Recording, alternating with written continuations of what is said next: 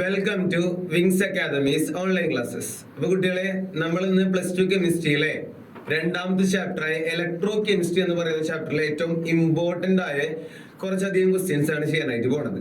So അറിയാം, കുറച്ച് lengthy ആയ ചാപ്റ്റർ ആണ്. അപ്പൊ അതിലെ ഏറ്റവും ഇമ്പോർട്ടന്റ് ആയ ടോപ്പിക് നമുക്ക് എന്ത് ചെയ്യാം, ചെറുതാക്കി ഏറ്റവും കുറഞ്ഞ സമയത്ത് എന്ത് ചെയ്യാം, മാക്സിമം എന്ത് ചെയ്യാം, പഠിച്ചെടുക്കാം കേട്ടോ. ഓക്കെ, അപ്പൊ ഞാൻ കുറെ സംസാരിച്ച് എന്ത് ചെയ്യുന്നില്ല, സമയം കളയുന്നില്ല, നേരെ എന്ത് ചെയ്യാണ്, ചാപ്റ്ററിലോട്ട് പോവാം കേട്ടോ. ചാപ്റ്റർ നമ്പർ 2 പേരെന്താ, ഇലക്ട്രോ കെമിസ്ട്രി എന്നാണല്ലേ. അപ്പൊ എപ്പോഴും അത് ഒരു ചാപ്റ്റർ പഠിക്കുമ്പോൾ എന്താണ് എന്നുള്ളതൊന്ന് അറിഞ്ഞിരിക്കുക. അപ്പൊ ഞാൻ വേഗം ഒന്ന് പറയാം. Electro chemistry is A branch of chemistry that deals with the relationship between electrical energy and chemical energy. ഈ ചാപ്റ്റർ നമ്മൾ പഠിക്കാൻ പോണത് ഇലക്ട്രിക്കൽ എനർജിയും അതുപോലെ കെമിക്കൽ എനർജിയും തമ്മിലുള്ള റിലേഷൻഷിപ്പാണ്. ആരൊക്കെയാ? ഇലക്ട്രിക്കൽ എനർജിയും കെമിക്കൽ എനർജിയും തമ്മിലുള്ള relationship and their Inter conversion എന്ന് വെച്ച് കഴിഞ്ഞാൽ എങ്ങനെ ഒരു ഇലക്ട്രിക്കൽ എനർജിയെ കെമിക്കൽ എനർജിയാക്കി മാറ്റാം, അതുപോലെ എങ്ങനെ ഒരു കെമിക്കൽ എനർജിയെ ഇലക്ട്രിക്കൽ എനർജിയാക്കി മാറ്റാം. അതുമാണ് നമ്മൾ ഏത് ചാപ്റ്ററിൽ പഠിക്കാൻ പോകുന്നത്, ഇലക്ട്രോ കെമിസ്ട്രി എന്ന് പറയുന്ന ചാപ്റ്ററിൽ പഠിക്കാൻ പോകുന്നത്. അപ്പൊ നമുക്ക് നേരെ എന്ത് ചെയ്യാം, ഷുവർ ക്വസ്റ്റ്യൻസിലോട്ട് പോകാം കേട്ടോ. ഒരു ഫസ്റ്റ് ചോദ്യം നോക്കിയേ, what is A galvanic cell? എന്താണ് ഒരു ഗാൽവാനിക് സെൽ എന്ന്?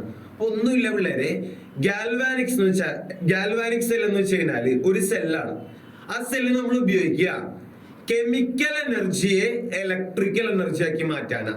എന്താണ്? കെമിക്കൽ എനർജിയെ ഇലക്ട്രിക്കൽ എനർജിയാക്കി മാറ്റുന്ന ഒരു സെല്ലാണ് ഏത്, ഗാൽവാനിക് സെൽ. എങ്ങനെയാണ് കെമിക്കൽ എനർജി ഇലക്ട്രിക്കൽ എനർജി ആക്കി മാറ്റുന്നത്? ചില റിഡോക്സ് റിയാക്ഷൻസ് വഴിയാ. റിഡോക്സ് റിയാക്ഷൻ എന്ന് വെച്ചാൽ നമുക്കറിയാം, അവിടെ എന്തൊക്കെ റിയാക്ഷൻസ് ഉണ്ടാവും, ആനോഡ് റിയാക്ഷൻ ഉണ്ടാവും, അതുപോലെ എന്തുണ്ടാവും, കാഥോഡ് റിയാക്ഷൻ ഉണ്ടാവും. അപ്പൊ എന്താണ്, റിഡോക്സ് റിയാക്ഷൻസ് വഴി കെമിക്കൽ എനർജിയെ ഇലക്ട്രിക്കൽ എനർജി ആക്കുന്ന ഒരു കൂട്ടം സെല്ലുകൾ. ആ സെല്ലുകളെയാണ് നമ്മൾ എന്തെന്ന് വിളിക്കുക, ഗാൽവാനിക് സെൽ എന്ന് വിളിക്കുക. അപ്പൊ നോക്കി, എന്താ അതിന്റെ explanation, what is A galvanic cell? ഒരു പ്രാവശ്യം ചോദിച്ചിട്ടുള്ളതാണ്. അപ്പൊ നമുക്ക് നോക്കാം എന്താണ് ഡെഫിനിഷൻ എന്നുള്ളത്.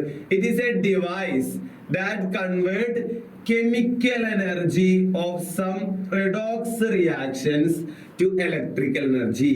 കെമിക്കൽ എനർജിയെ ചില റിഡോക്സ് റിയാക്ഷൻസ് വഴി ഞാൻ എന്ത് എനർജി ആക്കി മാറ്റും, ഇലക്ട്രിക്കൽ എനർജി ആക്കി മാറ്റും. സച്ച് സെൽസ് ആർ കോൾഡ് എന്താ, ഗാൽവാനിക് സെൽ. അപ്പൊ നമ്മൾ മനസ്സിൽ ആലോചിച്ച് നോക്കേണ്ടതാണ്, ഞാൻ ഇവിടെ CE എഴുതുന്നുണ്ട് എന്ന് വെച്ചാൽ എന്താ, കെമിക്കൽ എനർജി. കെമിക്കൽ എനർജി എന്താക്കി മാറ്റും, ഇലക്ട്രിക്കൽ എനർജി ആക്കി മാറ്റും. അങ്ങനത്തെ സെല്ലുകളെ എന്താന്ന് വിളിക്കുക, ഗാൽവാനിക് സെൽ. അതിന് എക്സാമ്പിൾ ആണ് ആരുടെ, ഡാനിയൽ സെല്ല്. ഏത് സെല്ലാണ്, ഡാനിയൽ സെല്ല്. നിങ്ങൾ എല്ലാവരും കേട്ടുള്ള എക്സാമ്പിൾ ആണ് ഡാനിയൽ സെല്ല്.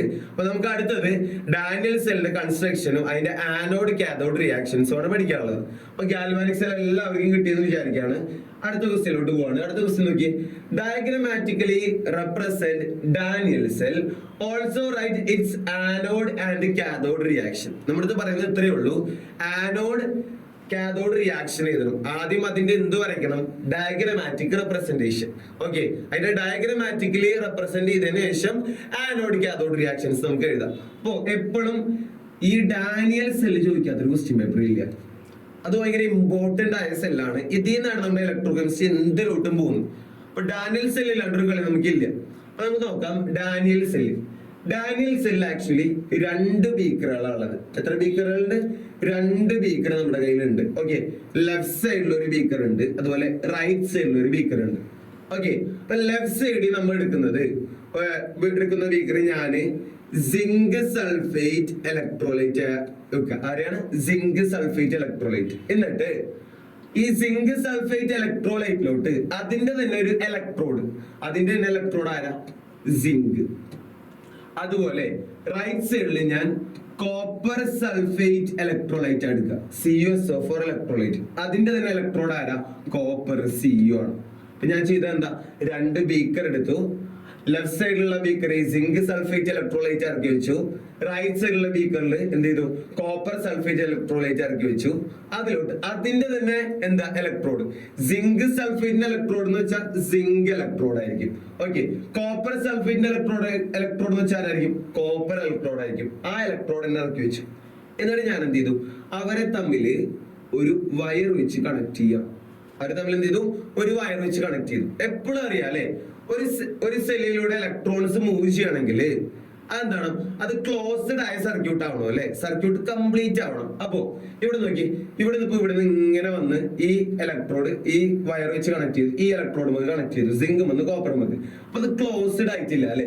അപ്പൊ നമ്മളിതൊന്ന് ക്ലോസ്ഡ് ആക്കാൻ വേണ്ടിയിട്ട് നമ്മൾ അതിലോട്ട് ആരെ എന്ത് ചെയ്യും?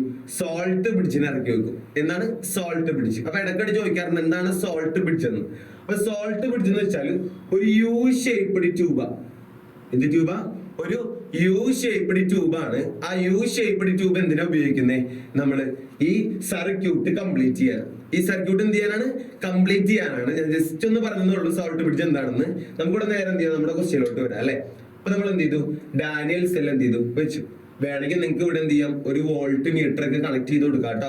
എന്തിനാ ഈ വോൾട്ട് മീറ്റർ കണക്ട് ചെയ്ത് കൊടുക്കുന്നത്? അതിലൂടെ ഇലക്ട്രോൺസ് മൂവ് ചെയ്യുന്നുണ്ടോ എന്നൊക്കെ അറിയാനായിട്ട്. അപ്പൊ നമ്മൾ പറഞ്ഞു ലെഫ്റ്റ് സൈഡിൽ സിങ്ക് സൾഫേറ്റ് സൊല്യൂഷൻ, അതിലെന്ത് ചെയ്തു? സിങ്ക് ഇലക്ട്രോഡ് ഇറക്കി വെച്ചു. റൈറ്റ് സൈഡിൽ കോപ്പർ സൾഫേറ്റ് സൊല്യൂഷൻ, അതിലോട്ട് കോപ്പർ ഇലക്ട്രോഡ് ഇറക്കി വെച്ചു. അവരൊരു വയർ വെച്ച് കണക്ട് ചെയ്തു. അതുപോലെ ഈ സർക്യൂട്ട് കംപ്ലീറ്റ് ചെയ്യാൻ വേണ്ടിയിട്ട് അതിൽ എന്ത് ചെയ്തു? ഒരു സോൾട്ട് പിടിച്ച് എന്ത് ചെയ്തു? ഇറക്കി വെച്ചു. ഓക്കെ, അപ്പൊ സർക്യൂട്ട് കംപ്ലീറ്റ് ആയി. ഇതാണ് ഡയഗ്രാം. ഡയഗ്രാം ആദ്യം നിങ്ങൾ എന്ത് ചെയ്യണം? നന്നായിട്ട് വരച്ചു പഠിക്കുക എന്നുള്ളതാണ്. എന്നിട്ട് നമുക്ക് എന്ത് ചെയ്യാം? ആനോഡ് കാഥോഡ് റിയാക്ഷനിലോട്ട് പോവാം. ഓക്കെ, ആനോഡ് റിയാക്ഷനും അതുപോലെ എന്താ കാഥോഡ് റിയാക്ഷനും അത് പഠിക്കുന്നതിന് മുന്നേ ഞാൻ കോഡ് നിങ്ങളെ പഠിപ്പിക്കാൻ കേട്ടോ. ആ കോഡ് ആലോചിച്ച് വെച്ചാൽ എളുപ്പത്തിൽ നിങ്ങൾക്ക് പഠിക്കാൻ പറ്റും. ആ കോഡ് ആണ്ടാ നോക്കിയോ, ലോൺ എന്നാണ് ആ കോഡ്. എന്താണ്? ലോൺ, LAOAN, ലോ. ഓക്കെ, ലോൺ എന്ന് പറയുന്ന കോഡ് കാണാണ്ട് പഠിക്കാം. അപ്പൊ വേഗത്തിൽ ചെയ്യാൻ പറ്റും. ലോൺ എന്ന് പറയുന്ന കോഡിൽ ഉദ്ദേശിക്കുന്നത് L എന്ന് വെച്ചാൽ ലെഫ്റ്റ് എന്നാണ്. L എന്ന് വെച്ചാൽ എന്താണ്? ലെഫ്റ്റ്, ലെഫ്റ്റ് സൈഡിലുള്ള ആള്. O, ലെഫ്റ്റ് സൈഡിലുള്ള ആൾക്ക് O എന്ന് വെച്ചാൽ ഓക്സിഡേഷൻ സംഭവിക്കും. ലെഫ്റ്റ് സൈഡിലുള്ള ആൾക്ക് എന്ത് സംഭവിക്കും? ഓക്സിഡേഷൻ. ഓക്സിഡേഷൻ എന്ന് വെച്ചാൽ എന്താ? ഇലക്ട്രോണെ വിട്ടുകൊടുക്കും. ഓക്കെ, ദെൻ A എന്ന് കണ്ടോ? A എന്ന് കണ്ടാൽ മനസ്സിലാക്കാതെ ആനോഡ് ആയിരിക്കും. അപ്പൊ എന്തൊക്കെ പഠിച്ചു? ലെഫ്റ്റ് സൈഡിൽ ഓക്സിഡേഷൻ ആയിരിക്കും, ആനോഡ് ആയിരിക്കും. അതുപോലെ N4 എന്ന് വെച്ചാൽ നെഗറ്റീവ് ആയിരിക്കും അവരുടെ ചാർജ്. ഓക്കെ, അപ്പൊ ഇത് ഇപ്പൊ തന്നെ പഠിച്ചു. ലോൺ എന്ന് പറയുന്ന കോഡ്. ലോൺ എന്ന് പറയുന്ന കോഡിൽ എന്താ ഉദ്ദേശിക്കുന്നത്? ലെഫ്റ്റ് സൈഡിൽ ഓക്സിഡേഷൻ ആണ്. ഓക്സിഡേഷൻ ആണെങ്കിൽ അത് എന്താ? ആനോഡ് ആണ്. ആനോഡിന്റെ ചാർജ് എന്താ? നെഗറ്റീവ് ആണ്. അപ്പൊ ഇതല്ല എന്റെ ലെഫ്റ്റ് സൈഡ്. സിങ്ക് അല്ലേ അവിടെ ഇരിക്കുന്നത്. അപ്പൊ അതായിരിക്കും എന്ത്? ആനോഡ്. സിങ്ക് ആയിരിക്കും അപ്പൊ എന്ത്? ആനോഡ്. അതിന്റെ ചാർജ് എന്തായിരിക്കും? നെഗറ്റീവ് ചാർജ് ആയിരിക്കും. ഓക്കെ, അപ്പൊ നോർമലി ലെഫ്റ്റ് സൈഡിലുള്ള ആനോഡ് നെഗറ്റീവ് ചാർജ് ആണെങ്കിൽ റൈറ്റ് സൈഡിൽ ആരായിരിക്കും ഇവിടെ ഉണ്ടാവുക? കാഥോഡ്. കാഥോഡിന്റെ ചാർജ് എന്തായിരിക്കും? പോസിറ്റീവ് ചാർജ് ആയിരിക്കും. ഓക്കെ, അപ്പൊ ഈ കാര്യം എപ്പോഴും ആലോചിച്ചാൽ ലോൺ എന്ന് പറയുന്ന കോഡ് എന്ത് ചെയ്യരുത്? മറക്കാൻ പാടില്ല കേട്ടോ. അപ്പൊ ആദ്യം ആനോഡിലെ റിയാക്ഷൻ എഴുതാൻ പോവുക. അപ്പൊ ആനോഡിൽ ആരാളുള്ളത്? സിങ്ക് അല്ലേ. ആനോഡിൽ ആരാളെ? സിങ്ക്. അപ്പൊ ശ്രദ്ധിക്കാം കേട്ടോ. ഇവിടെ സിങ്ക്, ആ സിങ്ക് മെറ്റലാ, ഇലക്ട്രോഡ് ആണ് അല്ലെ. മെറ്റൽ എന്ന് കാണിക്കാൻ വേണ്ടിയിട്ട് ഞാൻ അടിയിൽ സോളിഡ് സ്റ്റേറ്റ് S എന്ന് കൊടുക്കും. ഓക്കെ, അപ്പൊ സിങ്ക് എന്തായാലും അറിയോ? സിങ്ക് Zn2+ ആവും. എങ്ങനെ ആയിക്കോട്ടെ Zn2+ ആയിട്ട് ഉണ്ടാവുക? എപ്പോഴും ഒരാൾക്ക് പോസിറ്റീവ് ചാർജ് കിട്ടിയിട്ടുണ്ടെങ്കിൽ അവിടെ നെഗറ്റീവ് ചാർജ് വിട്ടുകൊടുത്തിട്ടുണ്ടാവും അല്ലെ. അപ്പൊ സിങ്ക് Zn2+ ആയി എങ്ങനെ? 2 ഇലക്ട്രോണെ വിട്ടുകൊടുത്തിട്ട്. എപ്പോഴും ആലോചിക്കും, എനിക്ക് 2+ ചാർജ് കിട്ടി, അതിനർത്ഥം ഞാൻ 2 ഇലക്ട്രോണെ വിട്ടുകൊടുത്തു. എനിക്ക് 3+ ചാർജ് കിട്ടിയിരുന്നെങ്കിലോ ഞാൻ 3 ഇലക്ട്രോണെ വിട്ടുകൊടുത്തിട്ടുണ്ടാവും. അപ്പൊ എപ്പോഴും ആലോചിക്കുക, സിങ്ക് സോളിഡ് സ്റ്റേറ്റ് ആയിരുന്നു, അത് സിങ്ക് 2+ സ്റ്റേറ്റിലോട്ട് മാറി. എങ്ങനെ? 2 ഇലക്ട്രോണെ വിട്ടുകൊടുത്തിട്ട്. ഇവിടെ ഒരു കാര്യം നിങ്ങൾ ശ്രദ്ധിക്കുക, അയോണിക് സ്റ്റേറ്റിലോട്ട് വന്നാൽ അഥവാ ചാർജ് വന്നു കഴിഞ്ഞാൽ പിന്നെ അത് സോളിഡ് ആയിരിക്കില്ല. അത് ഏത് സ്റ്റേറ്റ് ആയിരിക്കും? അക്വസ് സ്റ്റേറ്റ് ആയിരിക്കും.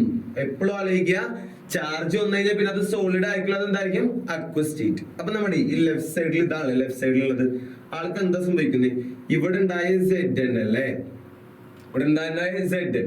ആ Zn എന്ത് ചെയ്യാണ്? ഈ ഇലക്ട്രോലൈറ്റിലോട്ട് വന്നിട്ട് അക്വസ് സ്റ്റേറ്റിലോട്ട് ആയിട്ട് Zn2+ ആവുക. എന്തായി മാറുന്നു? Zn2+ ആവുന്നത്. എങ്ങനെയാ Zn2+ ആവുന്നത്? ഇലക്ട്രോണെ വിട്ടുകൊടുത്തിട്ട്. അപ്പൊ ആ ഇലക്ട്രോൺ ഇങ്ങനെ എന്ത് ചെയ്യാണ്? ഈ വഴിയുണ്ട്, ഇവിടെ ഇങ്ങനെ ആരോ കാണിച്ചിരിക്കുന്നു. ഈ വഴി എന്ത് ചെയ്യും? ഈ ഇലക്ട്രോൺ ഇങ്ങനെ വന്ന് എവിടേക്ക് എത്തൂടാ? ഇലക്ട്രോൺ കാഥോഡിലോട്ട് എത്തും. ഇലക്ട്രോൺ എവിടേക്ക് എത്തൂടാ? കാഥോഡിലോട്ട് എത്തും. അപ്പൊ കാഥോഡ് എന്ന് വെച്ചാൽ ഇതിൽ കാഥോഡിൽ ആരൊക്കെയാണുള്ളത്? കോപ്പർ സൾഫേറ്റ് ഇലക്ട്രോലൈറ്റും അതുപോലെ കോപ്പർ ഇലക്ട്രോഡും ആണ് ഉള്ളത്. ഈ കോപ്പർ സൾഫേറ്റ് ഇലക്ട്രോലൈറ്റ് എന്ന് വെച്ചാൽ ശരിക്കും അത് ഏതൊക്കെ? Cu2+ഉം SO4 2- അല്ലേ. കോപ്പർ സൾഫേറ്റ് എന്ന് വെച്ചാൽ Cu2 പ്ലസും SO4 മൈനസ്. അപ്പൊ ഇത് Cu2 പ്ലസ് ഇരിക്കാണ്ട. ഈ Cu2 പ്ലസ് ഇവിടെ ഇങ്ങനെ ഇലക്ട്രോൺ വന്നു ചെയ്യും. ഈ രണ്ട് ഇലക്ട്രോണ് വിട്ടുകൊടുത്ത രണ്ട് ഇലക്ട്രോൺ ആരിലോട്ട് വരും? Cu2 പ്ലസിലോട്ട് വരും.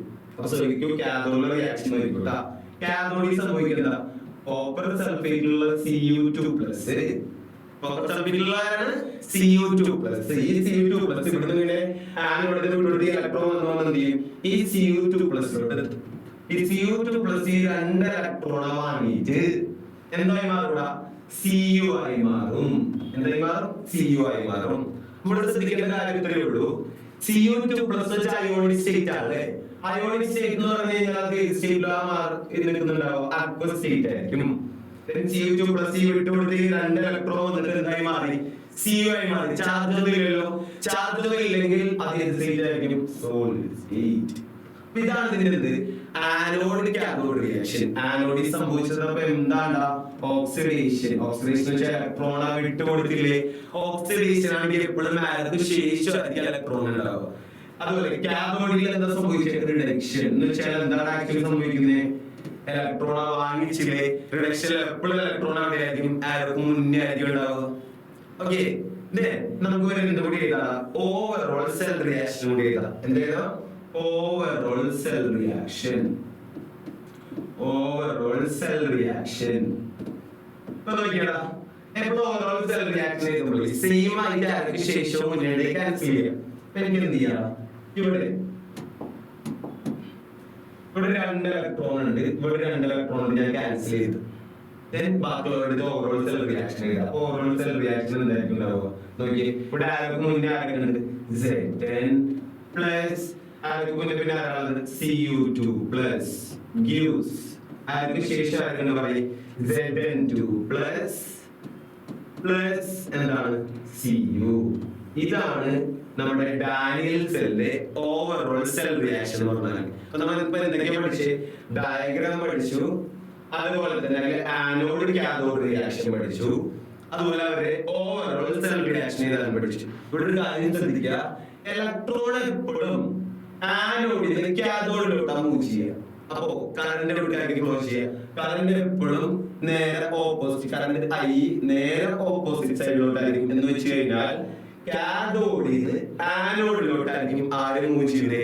കറന്റ് മൂവ് ചെയ്യുക. ഓക്കെ, എങ്ങോട്ടാണോ ഇലക്ട്രോൺ ഫ്ലോ ചെയ്യുന്നത് അതിന് നേരെ ഓപ്പോസിറ്റ് സൈഡിലോട്ട് ആര് വരിക? നമ്മുടെ കറന്റിന്റെ ഫ്ലോ വരും. ഇതാണ് overall cell reaction. Very very important ആണ് കേട്ടോ. ഇതില്ലാത്തൊരു ക്വസ്റ്റ്യൻ പേപ്പറില്ല. ഓവറോൾ സെൽ റിയാക്ഷൻ ഇതിന്റെ ഡാനിയൽ സെൽ എന്താണ്? Zn plus Cu2 plus gives Zn2 plus plus Cu. Then ഒരു കാര്യം ഞാനിവിടെ പഠിപ്പിക്കുകയാണ്, സെൽ റെപ്രസെന്റേഷൻ. എന്താണ് സെൽ റെപ്രസെന്റേഷൻ? വേഗം പറയാനുണ്ടോ? ഇതൊക്കെ നമുക്ക് അറിയാവുന്ന കാര്യങ്ങളാണ്, നമുക്ക് കുറെ പഠിച്ചതോ. എങ്ങനെയാണ് ഒരു സെല്ലിനെ റെപ്രസെന്റ് ചെയ്യാറുള്ളത്? ഒരു സെല്ലിനെ റെപ്രസെന്റ് ചെയ്യുമ്പോൾ ആദ്യം ആനോഡിൽ എന്ത് സംഭവിച്ചു നോക്കുക അല്ലെ? ആനോഡിൽ എന്ത് സംഭവിച്ചു? Zn2 പ്ലസ് ആവില്ലേ ചെയ്തത്? അപ്പൊ നോക്കിക്കോട്ടെ, ഞാൻ എഴുതാൻ പോവാണ്. ആദ്യം ലെഫ്റ്റ് സൈഡിലെ ആനോഡാണ്. Zn എന്തായി മാറി? Zn2 പ്ലസ് ആയി. അപ്പൊ എപ്പോഴും ശ്രദ്ധിക്കുക, Zn എന്ന് വെച്ച് കഴിഞ്ഞാൽ സോളിഡ് സ്റ്റേറ്റ് ആണ്. അയോൺ ചാർജ് വന്നു കഴിഞ്ഞാൽ അത് ഏത് സ്റ്റേറ്റാ? അക്വസ് സ്റ്റേറ്റ് ആണ് അല്ലെ? അപ്പൊ Zn2 പ്ലസ് ആയി എന്ന് വെച്ചാൽ സോളിഡ് സ്റ്റേറ്റിൽ നിന്ന് അക്വസ് സ്റ്റേറ്റിലോട്ട് മാറി. അപ്പൊ അതിന്റെ ഇടയിൽ എന്ത് ചെയ്യണം? ഒരു സിംഗിൾ വെർട്ടിക്കൽ ലൈൻ കൊടുക്കുക. എന്ത് കൊടുക്കണ്ടേ? Single vertical line. അപ്പൊ ആദ്യം Zn2 പ്ലസ് ആവുന്നു. അതാണ് ആനോഡിൽ സംഭവിച്ചത്. ഇതിനിടയിൽ ഒരു സോൾട്ട് ബ്രിഡ്ജ് ഇല്ലേടാ? ആ സോൾട്ട് ബ്രിഡ്ജ് കാണിക്കാൻ വേണ്ടി നമുക്ക് എന്ത് ചെയ്യാം? ഡബിൾ വെർട്ടിക്കൽ ലൈൻ ഇടാം. എന്താണ്?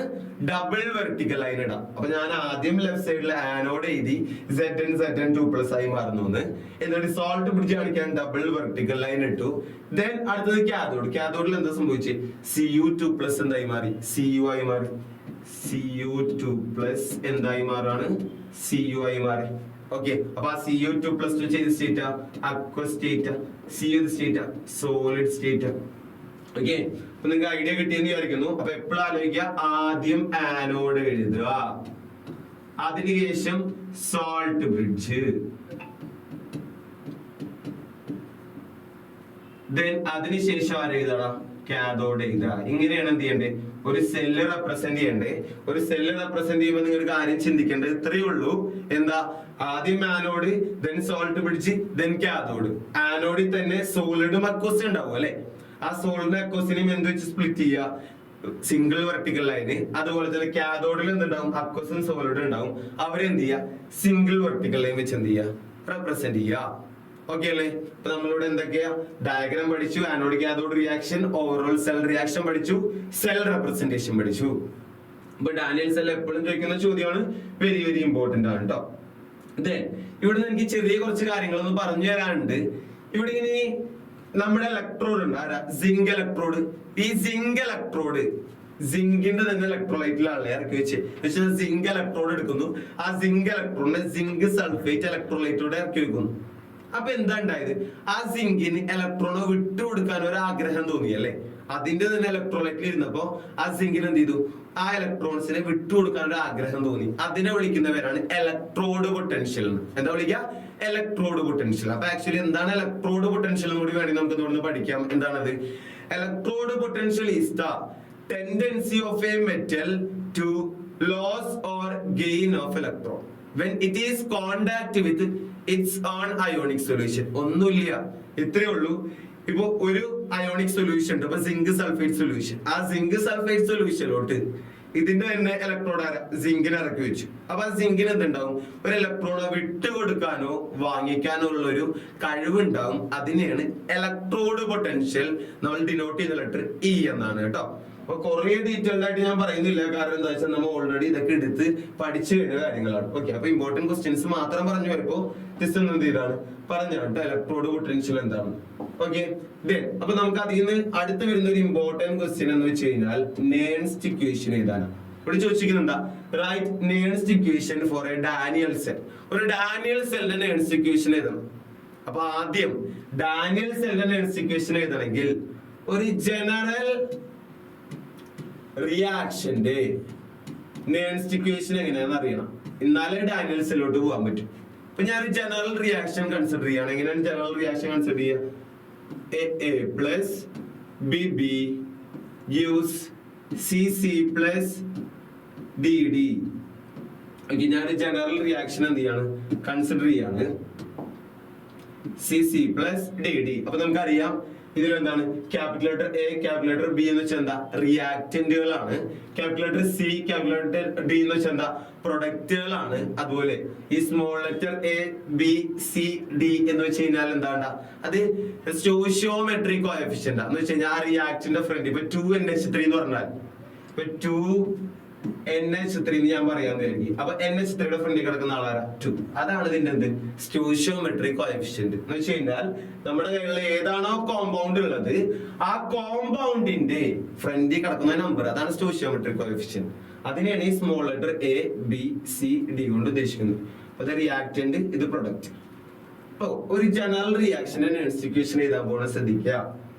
നേൺസ്റ്റ് ഇക്വേഷൻ ഇത് കാണാണ്ട് തന്നെ പഠിക്കണം, അല്ലാണ്ട് വേറെ വഴിയൊന്നുമില്ല. നേൺസ്റ്റ് ഇക്വേഷൻ ഈക്വൽ ടു ഈ സെൽ.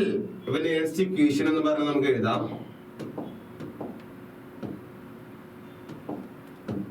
നേൺസ്റ്റ് ഇക്വേഷൻ ഏതാണെന്ന് നോക്കിയോ, ഈ cell.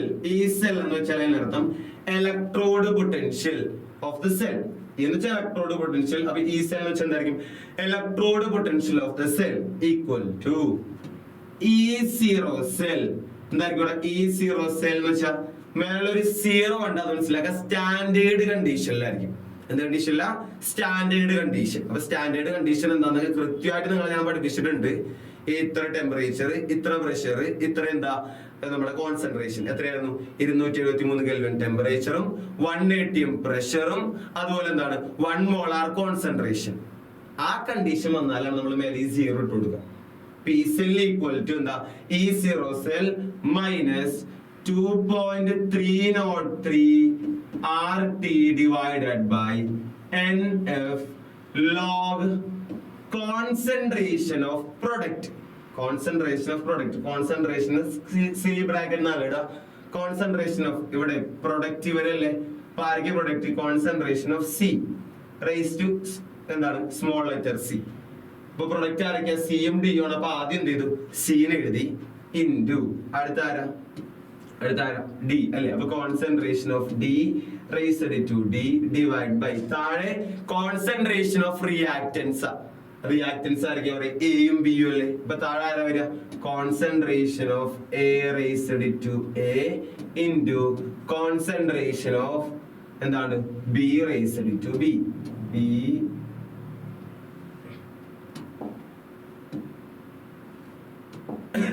B raised to B. ഇത്രയേ ഉള്ളൂ.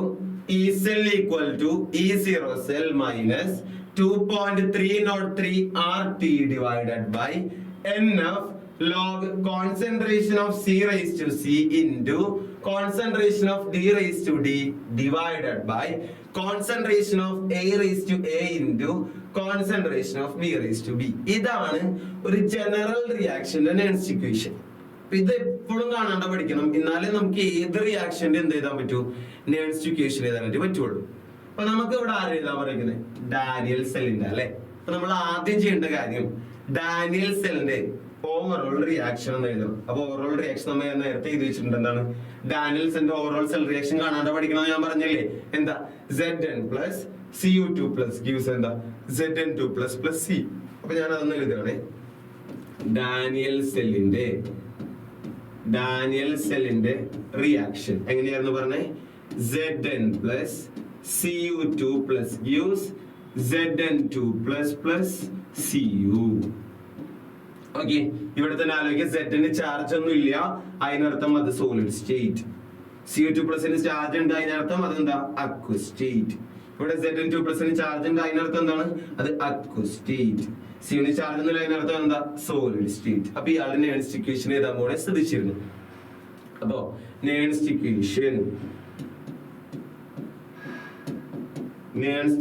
എങ്ങനെയായിരിക്കും? നേൺസ്റ്റ് ഇക്വേഷൻ അപ്പൊ ആദ്യം എങ്ങനെ തുടങ്ങുക? E cell equal to E zero cell minus 2.303 RT divided by. ഇവിടെ ഒരു കാര്യം ശ്രദ്ധിക്കുക, ഈ ടേമുകൾ ഏതൊക്കെയാണെന്നൊന്ന് അറിയണം. ഇ സെൽ എന്ന് വെച്ച് കഴിഞ്ഞാൽ electrode potential of the cell. E0 cell എന്തായിരിക്കും? Standard electrode potential of the cell minus ഇതൊരു കോൺസ്റ്റന്റ് വാല്യൂ ആണ് എത്ര? 2.303. R എന്ന് വെച്ച് കഴിഞ്ഞാൽ റിയൽ ഗ്യാസ് കോൺസ്റ്റന്റ്. R എന്താണ്? Real gas constant. T എന്ന് വെച്ച് കഴിഞ്ഞാൽ ടെമ്പറേച്ചർ ആണ്. അതുപോലെ N എന്ന് വെച്ച് കഴിഞ്ഞാൽ നമ്പർ ഓഫ് ഇലക്ട്രോൺസ് ആണ്. F എന്ന് വെച്ച് കഴിഞ്ഞാൽ ഫാരഡേ കോൺസ്റ്റന്റ് ആണ്. ഓക്കെ, ആർ എന്ന് വെച്ചാൽ റിയൽ ഗ്യാസ് കോൺസ്റ്റന്റ്, ടി എന്ന് വെച്ചാൽ ടെമ്പറേച്ചർ, എൻ എന്ന് വെച്ചാൽ നമ്പർ ഓഫ് ഇലക്ട്രോൺസ്, എഫ് എന്ന് വെച്ചാൽ ഫാരഡേ കോൺസ്റ്റന്റ്. അതുപോലെ നമുക്കറിയാം സിയും ഡിയും എന്താ പ്രൊഡക്റ്റ് ആണ്, എയും ബിയും എന്താ റിയാക്റ്റന്റ് ആണ്. ഈ കാര്യങ്ങൾ അറിയണം. അപ്പൊ എന്താണ് 2.303 RT എഴുതി. ദെൻ NF അല്ലെ. N എന്ന് വെച്ചാൽ ഞാൻ എന്താന്നാ പറഞ്ഞേ? നമ്പർ ഓഫ് ഇലക്ട്രോൺ അല്ലേ, ഈ റിയാക്ഷനിൽ പങ്കെടുത്ത ഇലക്ട്രോണുകളുടെ എണ്ണം. ഇവിടെ നമുക്ക് അത് കണ്ടുപിടിക്കാൻ എളുപ്പമാണ്. ഈ റിയാക്ഷനിൽ ആരെങ്കിലും ഒരാളുടെ ചാർജ് വെക്കാൻ മതി. ഇവിടെ എത്രയാ ചാർജ്? 2+ അല്ലേ. അതിനർത്ഥം ഇവിടെ എത്ര ഇലക്ട്രോൺ പങ്കെടുത്തിട്ടുണ്ടാവും? 2 ഇലക്ട്രോണാ പങ്കെടുത്തിട്ടുണ്ടാവും. ഓക്കെ, അത് വേണമെങ്കിൽ നിങ്ങൾക്ക് കാണിച്ചു തരാം. നമുക്കറിയാം അല്ലെ, Zn എന്തായി മാറിയ ചെയ്ത് Zn2++2 ഇലക്ട്രോണിലായത്. ഇവിടെ എത്ര ഇലക്ട്രോണെ വിട്ടുകൊടുത്ത്? 2 ഇലക്ട്രോൺ. എന്നിട്ട് എന്താ ചെയ്ത്? Cu2+ എന്ത് ചെയ്തു? ആ 2 ഇലക്ട്രോണെ വാങ്ങിക്കല്ലേ ചെയ്തത്. എന്നിട്ട് എന്തായി മാറി? Cu അല്ലേടാ. ഇതല്ലേ റിയാക്ഷൻ, ആനോഡ് കാഥോഡ് റിയാക്ഷൻ. അപ്പൊ ഇവിടെ എത്ര ഇലക്ട്രോണാ പങ്കെടുത്തേ? ഇവിടെ 2 ഇലക്ട്രോണെ വിട്ടുകൊടുത്തു, ആ 2 ഇലക്ട്രോണെ വാങ്ങിച്ചല്ലേ. അപ്പൊ ടോട്ടൽ എത്ര ഇലക്ട്രോണാ? 2 ഇലക്ട്രോൺ. എളുപ്പത്തിൽ നമുക്ക് മനസ്സിലാക്കാനുള്ള മെത്തേഡ് എന്താ? അവിടുത്തെ ചാർജ് നോക്കിയാൽ മതി. ഓക്കെ, അപ്പൊ ഇവിടുത്തെ എന്നിന്റെ സ്ഥാനത്ത് എനിക്ക് ആരെഴുതാം? 2 എന്ന് എഴുതാം. അപ്പൊ എന്തായി? 2F. ഓക്കെ, അപ്പൊ എന്തായി മാറി? E cell equal to E0 cell minus 2.303 RT divided by 2F. Then log concentration of പ്രൊഡക്റ്റുകൾ അല്ലേ. ഇവിടെ ആരൊക്കെയാ പ്രൊഡക്റ്റ്? Zn ഉം Cu അല്ലേടാ. അപ്പൊ എന്തായിരിക്കും? Concentration of Zn2 plus into concentration of എന്താ Cu divided by concentration of reactant അല്ലെ. റിയാക്റ്റന്റ് ആരൊക്കെയാ? Concentration of Zn into concentration of ആരാ? Cu2 plus. എപ്പോഴും ആലോചിക്കുക, ഏരൊക്കെ ശേഷമുള്ള ആളെ മുകളിൽ എഴുതുക, ഏരൊക്കെ മുന്നേ ഉള്ള ആളെ താഴെ എഴുതാം. മുകളിൽ പ്രൊഡക്റ്റ് ആണ്, താഴെ ആരാ? റിയാക്റ്റന്റ്. ഇതാണ് ഇപ്പൊ എന്ത് നേൺസ്റ്റ് ഇക്വേഷൻ ഫോർ എന്താ ഡാനിയൽസെൽ. അപ്പൊ ഇവിടെ എപ്പോഴും ആലോചിക്കുക, ഇവിടെ ഈ സിയു കണ്ടോ, ഈ സിയു, അതിലൂടെ സെറ്റൻ കണ്ടോ, സെറ്റൻ. ഇവർ ആക്ച്വലി എന്ത് സ്റ്റേറ്റാ? സോളിഡ് സ്റ്റേറ്റ് ആണല്ലേ. സോളിഡ് സ്റ്റേറ്റ് ആണെങ്കിൽ അവർ എന്തെന്ന് കൊടുക്കാം? 1 എന്ന് കൊടുക്കാം. ഇവിടെ സിയുവിന് പകരം നിങ്ങൾക്ക് വേണമെങ്കിൽ എന്തെന്ന് കൊടുക്കാം? 1 എന്ന് കൊടുക്കാം കേട്ടാ. ഇയാൾക്ക് പകരം എന്തെന്ന് കൊടുക്കാം? 1 എന്ന് കൊടുക്കാം. ഈ സെറ്റിന്റെ പകരം എന്തെന്ന് കൊടുക്കാം? 1 എന്ന് കൊടുക്കാം. അപ്പൊ എങ്ങനെയാ മറുപടി? Log concentration of Zn2+ into 1 എന്ന് വെച്ചാൽ എന്താ? കോൺസെൻട്രേഷൻ ഓഫ് Zn2+ മാത്രം എഴുതിയാലും മതി. അതുപോലെ താഴെ എന്തായിരിക്കും? ഇവിടെയും ഈ കോൺസെൻട്രേഷൻ ഓഫ് Zn എന്ന് വെച്ചാൽ 1 അല്ലേ. അപ്പൊ 1 into കോൺസെൻട്രേഷൻ ഓഫ് Cu2+ എന്ന് വെച്ചാൽ എന്തായിരിക്കും? വെറും കോൺസെൻട്രേഷൻ ഓഫ് Cu2+ എഴുതിയാലും കുഴപ്പമില്ല. നമുക്ക് എന്ത് ചെയ്യാം? വെറുതെ ഇങ്ങനെ ക്യാൻസൽ ചെയ്യാം. അപ്പൊ എന്തായിരിക്കും അവസാനം വരിക? E cell equal to E0 cell minus 2.303 RT divided by 2F log concentration of Zn2+ divided by concentration of Cu2+ എന്ന് വരും. ഇതിന്റെ ഇടയിൽ കുറച്ചധികം കാര്യങ്ങൾ പറയാനുണ്ട്. പക്ഷെ എല്ലാം കൂടി പറഞ്ഞാൽ നമുക്ക് എന്ത് ചെയ്യാൻ പറ്റില്ല, നമ്മുടെ വീഡിയോ എന്ത് ചെയ്യാൻ പറ്റില്ല, ഷോർട്ട് ആക്കി പറയാനായിട്ട് പറ്റില്ല. അപ്പൊ കാര്യങ്ങൾ എല്ലാ കാര്യങ്ങളും ഡീറ്റെയിൽഡ് ആയിട്ട് അവിടെ പറഞ്ഞിട്ടുണ്ട്. നമ്മുടെ ഓഫ്ലൈൻ ക്ലാസ്സുകളിൽ പറഞ്ഞിട്ടുണ്ട്. ഇവിടെ ഇമ്പോർട്ടന്റ് ആയ ക്വസ്റ്റ്യൻസ് മാത്രമേ പറഞ്ഞു പോകണുള്ളൂ കേട്ടോ.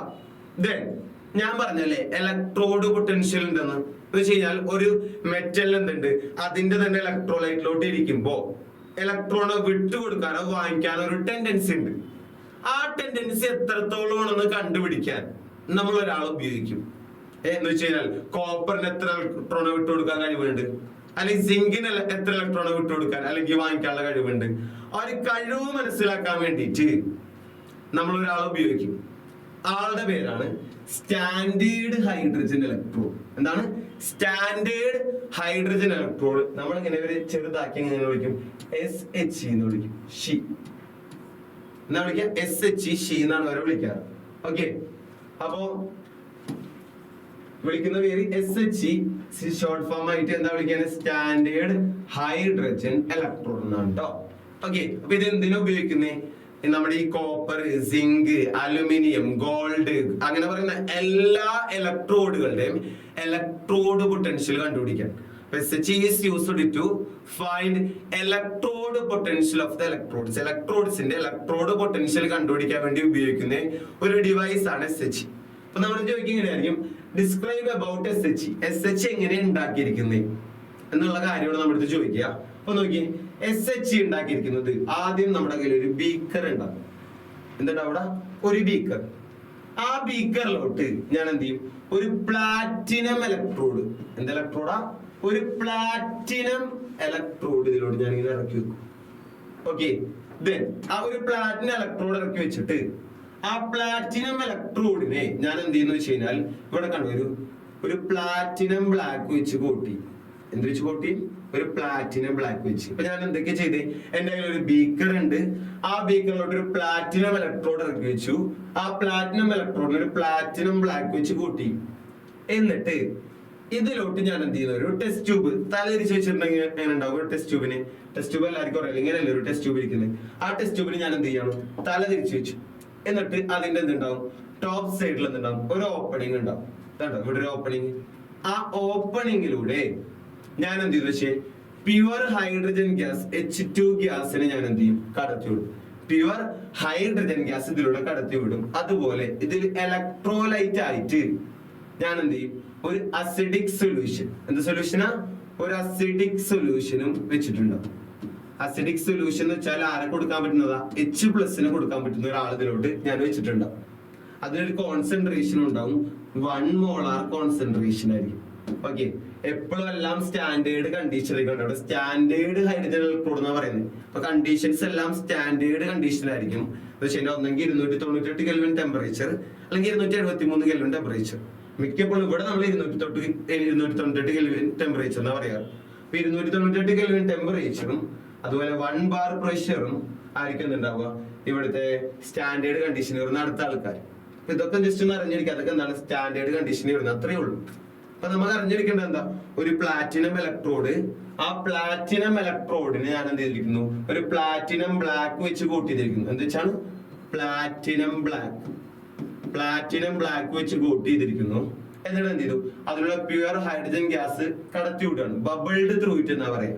അതുപോലെ ഇവിടെ ഇലക്ട്രോലൈറ്റ് ആയിട്ട് ആര് വെച്ചിട്ടുണ്ട്, അസിഡിക് ആയിട്ടുള്ള 1 മോളാർ കോൺസെൻട്രേഷൻ ഉള്ള സൊല്യൂഷനും വെച്ചിട്ടുണ്ട്.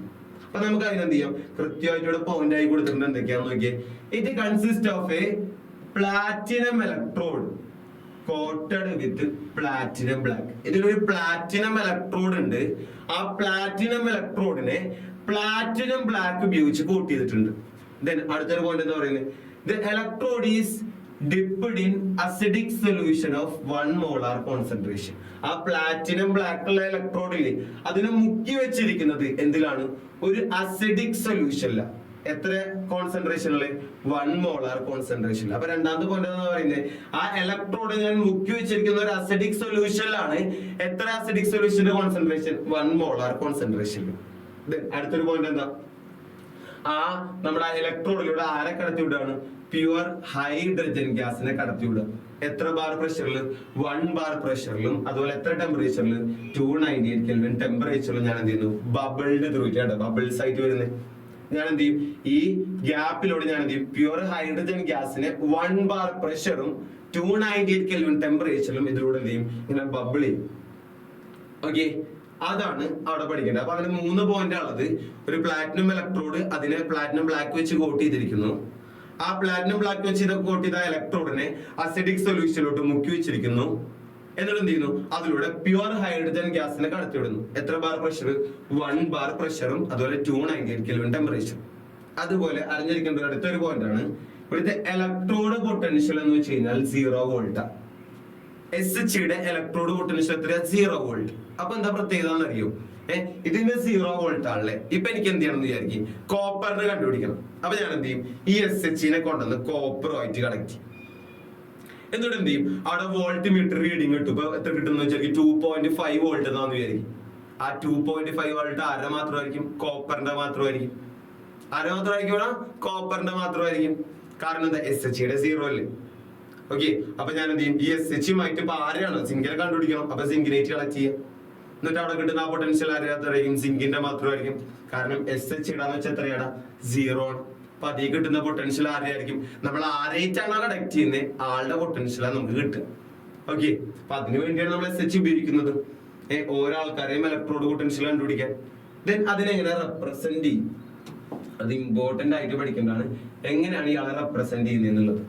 ഓക്കെ, അപ്പൊ നമുക്ക് എങ്ങനെയാ റെപ്രസെന്റ് ചെയ്യുന്നത്, പ്ലാറ്റിനം ഇലക്ട്രോഡ് ഇല്ല. അപ്പൊ ഞാൻ PT എഴുതി, പ്ലാറ്റിനം ഇലക്ട്രോഡ്, അത് സ്റ്റേറ്റ് സോളിഡ് സ്റ്റേറ്റ്.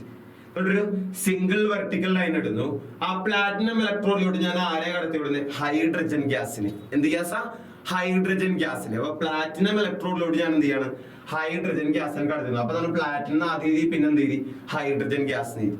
എന്നിട്ട് ഒരു സിംഗിൾ വെർട്ടിക്കൽ ലൈനും കൂടി എഴുതിയിട്ട് ഇവിടെ അസിഡിക് സൊല്യൂഷൻ അല്ലേ, അസിഡിക് സൊല്യൂഷൻ ചെയ്താ H+ അയോൺസ്. അപ്പൊ അടുത്തത് അറിയണം H+. അപ്പൊ പ്ലാറ്റിനം ഇലക്ട്രോഡായി, ഹൈഡ്രജൻ ഗ്യാസ് ആയി, അസിഡിക് സൊല്യൂഷൻ ആയി. അപ്പൊ എങ്ങനെയാണ് നമ്മൾ റെപ്രസെന്റ് ചെയ്യുന്നത്, അതിന് platinum solid state single vertical line, hydrogen gaseous state single vertical line, അടുത്ത H+ അയോൺ അതേ സ്റ്റേറ്റ് അക്വ സ്റ്റേറ്റ്. അങ്ങനെ എന്ത് ചെയ്തു, അതിന്റെ റെപ്രസെന്റേഷനും പഠിച്ചു. അപ്പൊ ഇത്രയും കാര്യങ്ങളാണ് ഇവിടെ പഠിക്കേണ്ടത്. ഇതെന്ത് ചെയ്യണം, ഡയഗ്രാം വരച്ച് പഠിക്കുക. ദെൻ അതിലുള്ള 4 പോയിന്റ് ഇവിടെ ഉള്ളത്, 5 പോയിന്റ് ഉള്ളത്. 5 പോയിന്റ് എന്ത് ചെയ്യുക, കൃത്യമായിട്ട് കാണാണ്ട് പഠിക്കുക കേട്ടോ. ഓക്കെ, ദെൻ ഞാൻ എന്ത് ചെയ്യാൻ പോണ്, മോളാർ കണ്ടക്ടിവിറ്റിയിലോട്ട് പോവുക. അപ്പൊ മോളാർ കണ്ടക്ടിവിറ്റിയിലോട്ട് പോകുന്നതിന് മുന്നേ എനിക്ക് കുറച്ച് കാര്യങ്ങൾ പറഞ്ഞു തരാറുണ്ട്. നിങ്ങൾക്ക് അറിയുന്നതാണ്, ആദ്യത്തെ ആളാണ് റെസിസ്റ്റൻസ്. ഡിനോട്ട് ചെയ്ത ലെറ്റർ ക്യാപിറ്റൽ ലെറ്റർ R എന്ന്. എന്താണ് പിള്ളേരെ ഈ റെസിസ്റ്റൻസ്? എന്താ റെസിസ്റ്റൻസ്? നമുക്കറിയാം അല്ലെ, ഇലക്ട്രോണ് മൂവ് ചെയ്യാനായിട്ട് എന്തുണ്ടാവും, ഒരു ബുദ്ധിമുട്ടുണ്ടാവും. മെറ്റൽസിലൂടെ ഇലക്ട്രോൺ മൂവ് ചെയ്യാൻ എന്തുണ്ടാവുക, ഒരു ബുദ്ധിമുട്ടുണ്ടാവും. ആ ബുദ്ധിമുട്ടിനെ വിളിച്ച പേരാണ് റെസിസ്റ്റൻസ്. റെസിസ്റ്റൻസിന്റെ ഡെഫിനിഷൻ എങ്ങനെയാണ്, resistance is the hindrance to flow of electron. Electron പോകാനുള്ള ഒരു ബുദ്ധിമുട്ട്, അതാണ് റെസിസ്റ്റൻസ്. ദെൻ ആ resistance directly proportional to length എന്ന് വെച്ച് കഴിഞ്ഞാൽ, ഇപ്പൊ നിങ്ങൾ ചിന്തിക്കുക, ഇവിടെ ഒരു ചെറിയ വയർ ഉണ്ടെന്ന് വിചാരിക്കും. ഇതാണ് ആ ചെറിയ വയർ. അപ്പൊ ഇതിലൂടെ ഞാൻ എന്ത് ചെയ്യണം, ഒരു ഇലക്ട്രോൺ, ഇതിലൂടെ ഒരു ഇലക്ട്രോൺ ഉണ്ട്, ആ ഇലക്ട്രോൺ ഇതിലൂടെ കടത്തി വിടുക.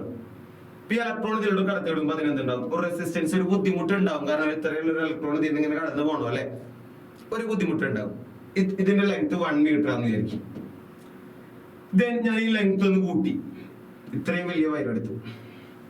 ഓക്കെ, എന്നിട്ട് ഇതിനെ ഇലക്ട്രോൺ കടത്തി വിടുക. ഇവിടെ ലെങ്ത് 10 മീറ്റർ ആവുകയായിരിക്കും. അപ്പൊ ഇതിനൊരു റെസിസ്റ്റൻസ് ഉണ്ടായിരിക്കും അല്ലേ? ഏതിലായിരിക്കും ഇലക്ട്രോൺ പോകാൻ കൂടുതൽ ബുദ്ധിമുട്ട്? ഇതിലായിരിക്കും ഇവിടെ. കാരണം എന്താ? ലെങ്ത് കൂടി, അത്രയും ബുദ്ധിമുട്ടി, അത്രയും ദൂരം കൂടി ഞാൻ എന്ത് ചെയ്യണം? ഇലക്ട്രോൺ മൂവ് ചെയ്യണം അല്ലെ? അപ്പൊ നമുക്ക് ഇവിടുന്ന് മനസ്സിലായ കാര്യം എന്താ?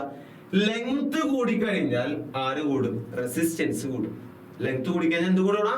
റെസിസ്റ്റൻസ് കൂടും. നമ്മൾ മനസ്സിലാക്കേണ്ട കാര്യം എന്താ?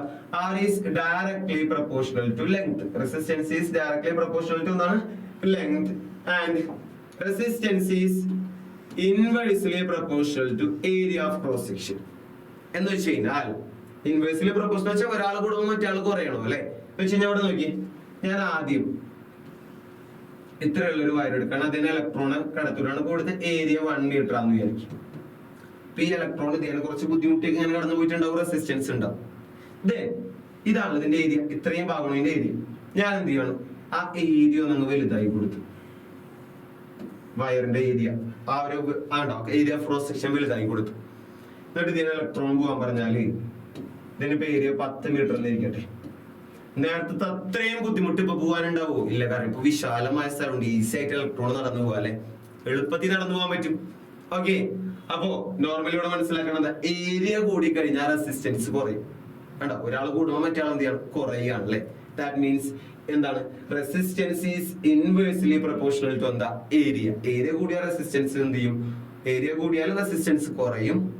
അതാണ് നമ്മൾ അവിടെ പഠിക്കേണ്ടത്. ഓക്കെ, ഇവിടെ ഏരിയ കൂടി, അപ്പൊ ഇവിടത്തേക്ക് ആ ബുദ്ധിമുട്ട് കുറയും. ഇവിടെ വരുമ്പോ ഇലക്ട്രോൺ പോകാൻ, കാരണം ഏരിയ കൂടുതലാ. ഓക്കെ, ഈ 2 പോയിന്റ് ആദ്യം പഠിക്കുക. Resistance is directly proportional to length ആണ്, അതുപോലെ inversely proportional to area of cross section. Then ഈ 2 ഇക്വേഷൻ മിക്സ് ചെയ്ത് നമുക്ക് എഴുതാം. R is equal to proportionality limit വേണ്ടി ഞാൻ ഈക്വൽ ടു കൊണ്ടുവന്നു. അപ്പൊ ഈക്വൽ ടു ഒരു കോൺസ്റ്റന്റ് കൊണ്ടുവരണം, അതാണ് റോ. ദെൻ ഈ 2 ഇക്വേഷനോടും മിക്സ് ചെയ്ത് എങ്ങനെ എഴുതും? L/A. അപ്പൊ റെസിസ്റ്റൻസ് ആണ് equation. R is equal to എന്താ? റോ ഇൻറ്റു L/A എന്നാ. Resistance R is equal to എന്താ? Rho into L/A. അതുപോലെ യൂണിറ്റ് നിങ്ങൾക്ക് എല്ലാവർക്കും അറിയാം. യൂണിറ്റ് എന്താണ്? യൂണിറ്റ് ഈക്വൽ ടു ഓം ആണ് അല്ലേ? ഓം. ഓക്കെ, അപ്പൊ ഈ കാര്യം ഐഡിയ കിട്ടിയെന്ന് വിചാരിക്കുന്നു. അപ്പൊ നിങ്ങളുടെ മനസ്സിലുണ്ടാവും R എന്ന് വെച്ചാൽ റെസിസ്റ്റൻസ് ആണ്, L എന്ന് വെച്ചാൽ ലെങ്ത് ആണ്, A എന്ന് വെച്ചാൽ ഏരിയ ആണ്.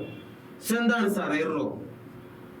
റോ എന്ന് വെച്ച് കഴിഞ്ഞാൽ റെസിസ്റ്റിവിറ്റി എന്നാ പറയാ. എന്ന് വെച്ച് കഴിഞ്ഞാൽ ഞാൻ എടുക്കുന്ന ആ മെറ്റൽ ഇല്ലേ, ആ മെറ്റലിന്റെ ഈ പറയുന്ന ലെങ്തും ഏരിയയും ഞാൻ 1 മീറ്റർ ആക്കി എന്ന് വിചാരിക്കും.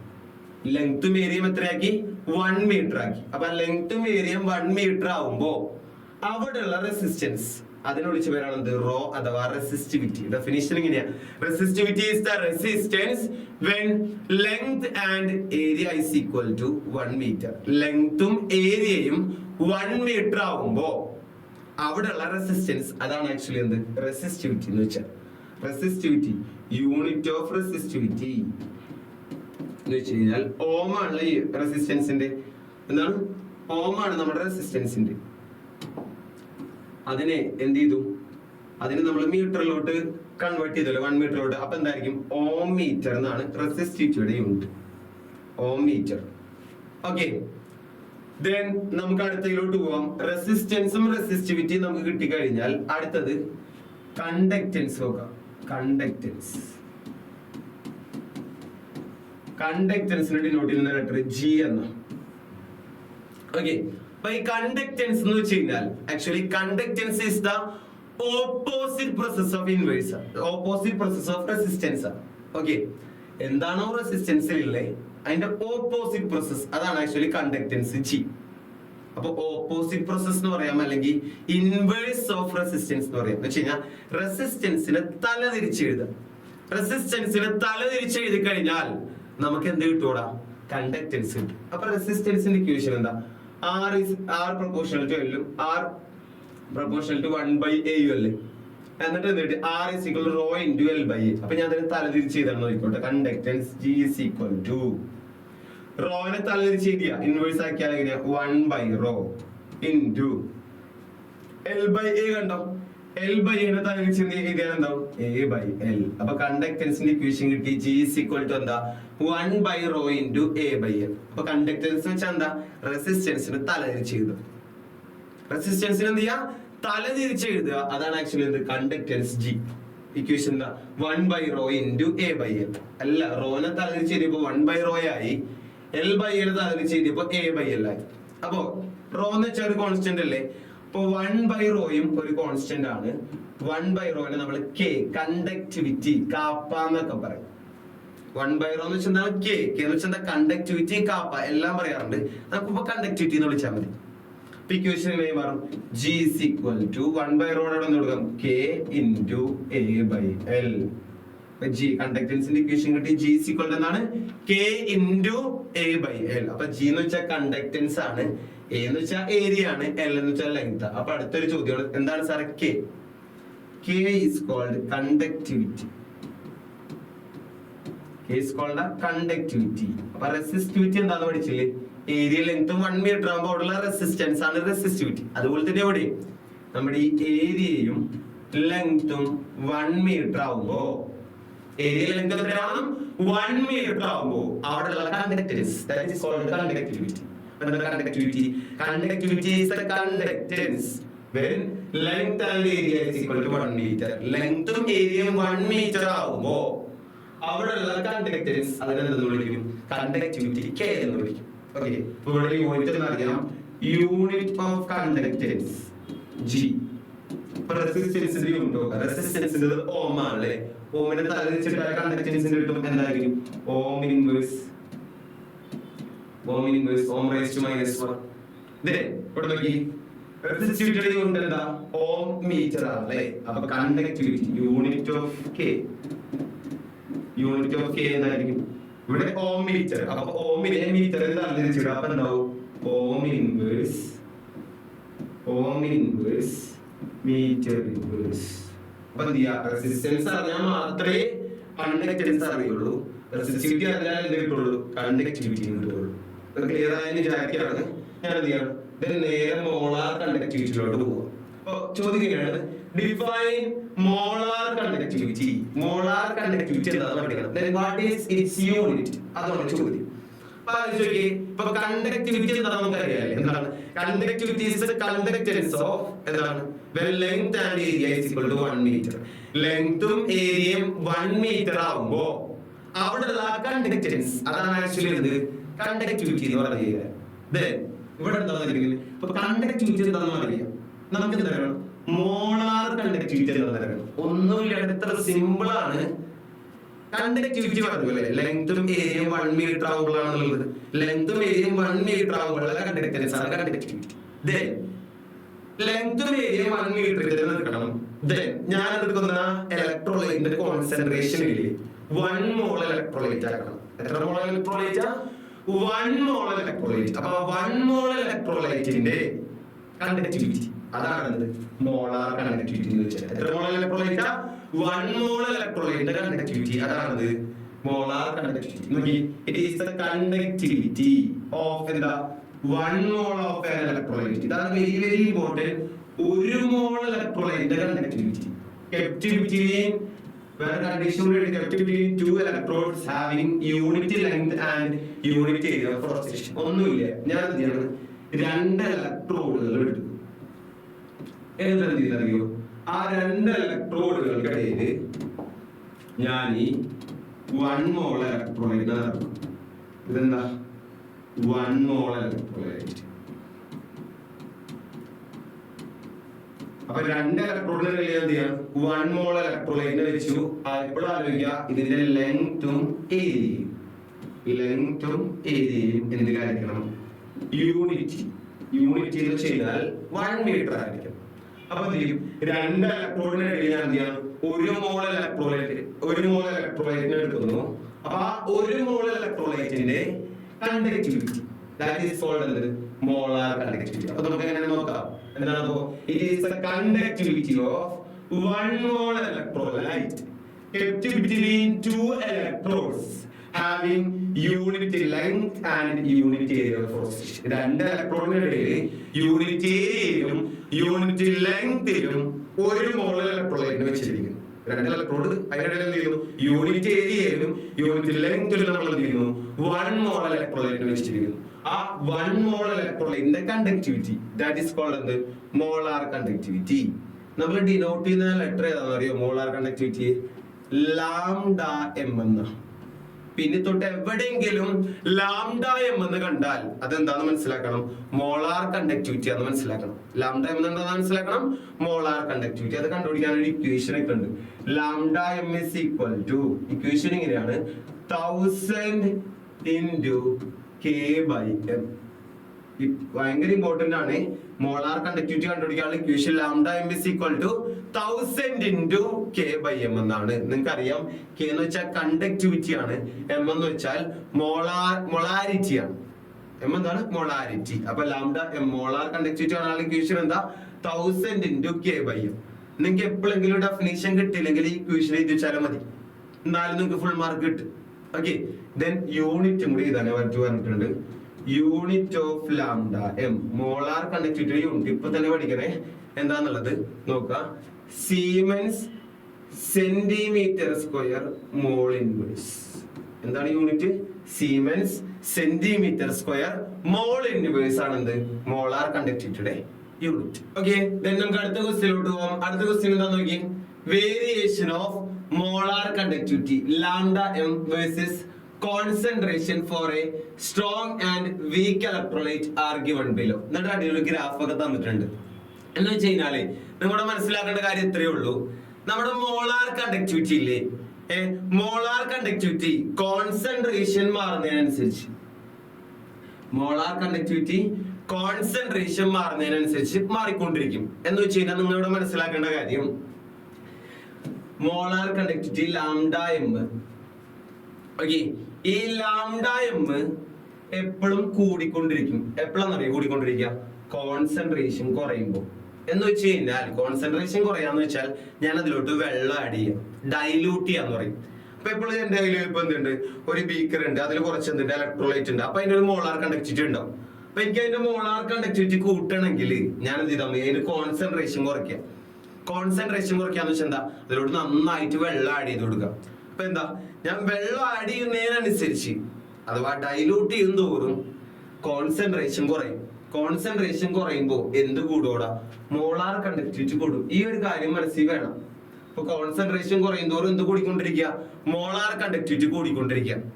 ഓക്കെ, ഈ ഒരു വെരി വെരി ഇമ്പോർട്ടന്റ് ആയിട്ടുള്ള പോയിന്റ് ആണ്. Molar conductivity increases when concentration decreases. ഈ ഒരു ഐഡിയ എപ്പോഴും മനസ്സിൽ വെക്കുക. പക്ഷേ അത് സ്ട്രോങ്ങിനും വീക്കിനും ഒരേപോലെയല്ല. സ്ട്രോങ് ഇലക്ട്രോലൈറ്റ് പ്രത്യേകത എന്താ, ഞാൻ വെള്ളം ആഡ് ചെയ്ത് അപ്പൊ തന്നെ ഡിസോസിയേറ്റ് ചെയ്യൂല, അപ്പൊ തന്നെ ആനോണും കാറ്റോണും ആയിട്ട് മാറിക്കൊണ്ടിരിക്കും. സ്ട്രോങ് ഇലക്ട്രോലൈറ്റ് കംപ്ലീറ്റ്ലി ഡിസോസിയേറ്റ് ആവും. എന്ന് വെച്ച് കഴിഞ്ഞാൽ 100 HCl ഉണ്ടെങ്കിൽ ആ 100 എണ്ണം H+ഉം Cl- ആയി മാറും. HCl ഒരു സ്ട്രോങ് ഇലക്ട്രോലൈറ്റാ. പക്ഷേ വീക്ക് ഇലക്ട്രോലൈറ്റ് കേസ് എടുത്താൽ അങ്ങനെയല്ല. ഞാൻ എത്ര ഡയലൂട്ട് ചെയ്താലും എന്ത് ചെയ്യും, ഒരു 100 എണ്ണത്തിൽ 70 എണ്ണോ 80 എണ്ണോ എന്ത് ചെയ്യുള്ളൂ, കാറ്റോണോ ആനോണേ മാറുള്ളൂ. ബാക്കിയുള്ള ഒരു 20 എണ്ണം അങ്ങനെ തന്നെ ഡിസോസിയേറ്റ് ചെയ്യേണ്ടത് കിടക്കും. അതാണ് വീക്ക് ഇലക്ട്രോലൈറ്റ്. അപ്പോ ഇതിന്ന് വീക്ക് ഇലക്ട്രോലൈറ്റ് ആരാ, സ്ട്രോങ് ഇലക്ട്രോലൈറ്റ് ആരാന്ന് കണ്ടുപിടിക്കുന്നത്. എപ്പോഴും സ്ട്രോങ് ഇലക്ട്രോലൈറ്റിന്റെ ഗ്രാഫ് സ്ട്രെയിറ്റ് ലൈൻ ആയിരിക്കും. ഓക്കെ, സ്ട്രോങ് ഇലക്ട്രോലൈറ്റിന്റെ ഗ്രാഫ് എപ്പോഴും എന്തായിരിക്കും, സ്ട്രെയിറ്റ് ലൈൻ ആയിരിക്കും. അപ്പൊ ഈ ഫസ്റ്റ് നമ്പർ 1 എന്നിട്ടിരിക്കുന്നുണ്ടോ, അതെന്താ സ്ട്രോങ് ഇലക്ട്രോലൈറ്റ്. കാരണം എന്ത് ചെയ്യും, ഇവര് പെട്ടെന്ന് കംപ്ലീറ്റ് ആയിട്ട് എന്ത് ചെയ്യും, ഡിസോസിയേറ്റ് ചെയ്തിട്ട് എന്ത് ചെയ്യും, മൊത്തം ആൾക്കാർ എന്ത് ചെയ്യും, ആനോണും കാറ്റോണായിട്ട് മാറും. അപ്പൊ അതിന്റെ സ്ട്രെയിറ്റ് ലൈൻ ആയിരിക്കും. പക്ഷേ ഒരു വീക്ക് ഇലക്ട്രോലൈറ്റ് എടുത്താൽ അങ്ങനെയല്ല. 100 എണ്ണം എടുത്താൽ അതിൽ 70 എണ്ണേ എന്താവുള്ളൂ, ഡിസോസിയേറ്റ് ആവുള്ളൂ. കംപ്ലീറ്റ് ആയിട്ട് ആവുമോ, ഇല്ല. അപ്പൊ അതിന്റെ ഗ്രാഫ് എങ്ങനെയായിരിക്കും, എപ്പോഴും ഒരു സി കർവ്ഡ് ഗ്രാഫ് ആയിരിക്കും. എന്ന് വെച്ച് കഴിഞ്ഞാൽ ഇവിടെ നിങ്ങൾക്ക് കോൺസെൻട്രേഷൻ കൂടാണ്, ദാറ്റ് മീൻസ് നിങ്ങൾക്ക് കോൺസെൻട്രേഷൻ കുറയാണല്ലേ. എത്ര കോൺസെൻട്രേഷൻ കുറച്ചാലും എന്ത് ചെയ്യൂലാടാ, ഇത് 0 എത്തൂല. ഞാൻ പറഞ്ഞല്ലേ 100 എണ്ണം ഉണ്ട്, അതിലോട്ട് ഞാൻ എത്ര വെള്ളം ഒഴിച്ചാലും അത് വീക്ക് ഇലക്ട്രോലൈറ്റ് ആണെന്ന് വിചാരിക്കി, അതിലൊരു 80 എണ്ണേ ആവുള്ളൂ. ബാക്കി 20 ഡിസോസിയേറ്റ് ആയിട്ട് അങ്ങനെ തന്നെ നടക്കും. ദാറ്റ് മീൻസ് അതിന്റെ കോൺസെൻട്രേഷൻ നമുക്ക് 0 എത്തിക്കാൻ പറ്റുമോ, ഇല്ല. അപ്പൊ എന്ത് ചെയ്യും, ഇതിന്റെ ഒരു കർവ്ഡ് ഗ്രാഫ് ആയിരിക്കും. ആ കർവ്ഡ് ഗ്രാഫാണ് എപ്പോഴും എന്ത്, വീക്ക് ഇലക്ട്രോലൈറ്റ്. നമ്മുടെ ഫസ്റ്റ് ഇതാണ് identify 1 and 2 as strong and weak electrolyte. ഇതിൽ 1 ആര് 2 ആയിരുന്നു. അപ്പൊ 1 ആര സ്ട്രോങ് ഇലക്ട്രോലൈറ്റ് ആണ്, 2 ആര വീക്ക് ഇലക്ട്രോലൈറ്റ് ആണ്. then അടുത്തൊരു നോക്കി, what does limiting molar conductivity എന്ന് വെച്ച് കഴിഞ്ഞാല് ലാംഡ 0m എന്ന് കണ്ടോ. ഈ ലാംഡ 0m എന്ന് വിളിക്കുന്നവരാണ് limiting molar conductivity. Lambda naught m എന്ന് എഴുതിയാൽ നമ്മൾ എന്താ വായിക്കണ്ടേ, ലിമിറ്റിംഗ് മോളാർ കണ്ടക്ടിവിറ്റി. അപ്പൊ നിങ്ങൾ ചോദിക്കുക എന്താണ് സാർ ഈ ലിമിറ്റിംഗ് മോളാർ കണ്ടക്ടിവിറ്റി? ഒന്നുമില്ല, ഇവിടെ നോക്കിയേ, ഞാൻ എന്ത് ചെയ്യാണ് അങ്ങനെ കോൺസെൻട്രേഷൻ കുറച്ച് കുറച്ച് കുറച്ച് കോൺസെൻട്രേഷൻ ഞാൻ 0 എത്തിച്ചെന്ന് വിചാരിക്കും. 0 കോൺസെൻട്രേഷൻ എന്തിലോട്ട് എത്തിക്കാണ്, 0 എന്ന് വെച്ചാൽ ഞാൻ ഉപ്പും വെള്ളം എടുക്കാന്ന് വിചാരിക്കും. അപ്പൊ നമ്മുടെ ടേസ്റ്റ് ഉപ്പ് രസം ഉണ്ടാവും അല്ലെ. ഞാൻ എന്ത് ചെയ്യാണ് അതിലോട്ട് വെള്ളം ആഡ് ചെയ്ത് എന്ത് ചെയ്യാണ് അവസാനം ഞാൻ കുടിച്ചു നോക്കുമ്പോ അതിൽ ഉപ്പുണ്ടെന്ന് തന്നെ മനസ്സിലാവില്ലേ. പക്ഷെ ഉപ്പിന്റെ കോൺസെൻട്രേഷൻ അവിടെ 0 ആയി. അങ്ങനെ കോൺസെൻട്രേഷൻ 0 എത്തിക്കണം. അപ്പൊ അങ്ങനെ കോൺസെൻട്രേഷൻ 0 എത്തിക്കുമ്പോൾ നമ്മുടെ മോളാർ കണ്ടക്ടിവിറ്റി കൂടി കൂടി കൂടി എന്ത് ചെയ്യും, ഒരു സ്ഥലത്തൊന്നും മുട്ടും. ആ കോൺസെൻട്രേഷൻ 0 എത്തിക്കുമ്പോ അവിടെയുള്ള ലാംഡായം മോളാർ കണ്ടക്ടിവിറ്റി അതിനെ വിളിച്ച പേരാണ് എന്ത്, ലാംഡ നോട്ട് എം. അപ്പൊ എന്താണ് what does lambda naught M, അല്ല ലാംഡ നോട്ട് എം ഇൻഡിക്കേറ്റ് എന്ന് വെച്ചാൽ it is the molar conductivity.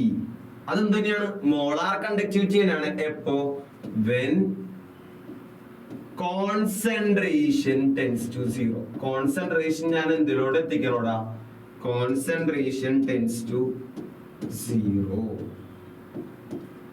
Concentration ഞാൻ എന്തിലോട്ട് എത്തിക്കണം, 0. അപ്പൊ അവിടെയുള്ള molar conductivity that is called എന്ത്, ലിമിറ്റിംഗ് മോളാർ കണ്ടക്ടിവിറ്റി. അപ്പൊ അത്രേ ഉള്ളൂ. കോൺസെൻട്രേഷൻ 0 ആകുമ്പോൾ മോളാർ കണ്ടക്ടിവിറ്റി നമ്മൾ എന്ന് വിളിക്കും ലിമിറ്റിംഗ് മോളാർ കണ്ടക്ടിവിറ്റി അഥവാ ലാംഡ നോട്ട് എം എന്ന് വിളിക്കും. ഓക്കെ. ഇപ്പൊ ഒരു കാര്യം ശ്രദ്ധിച്ചാൽ മനസ്സിലാവും, സ്ട്രോങ് ഇലക്ട്രോലൈറ്റിനെ നീട്ടി വരച്ചാൽ ലാംഡ നോട്ട് എം കിട്ടും. പക്ഷെ വീക്ക് ഇലക്ട്രോലൈറ്റ് ഞാൻ ഇങ്ങനെ എത്ര നീട്ടി വരച്ചാലും അത് വന്നിട്ട് നമ്മുടെ y ആക്സിമം മുട്ടോ ലാംഡ എമ്മിൽ മുട്ടൂല.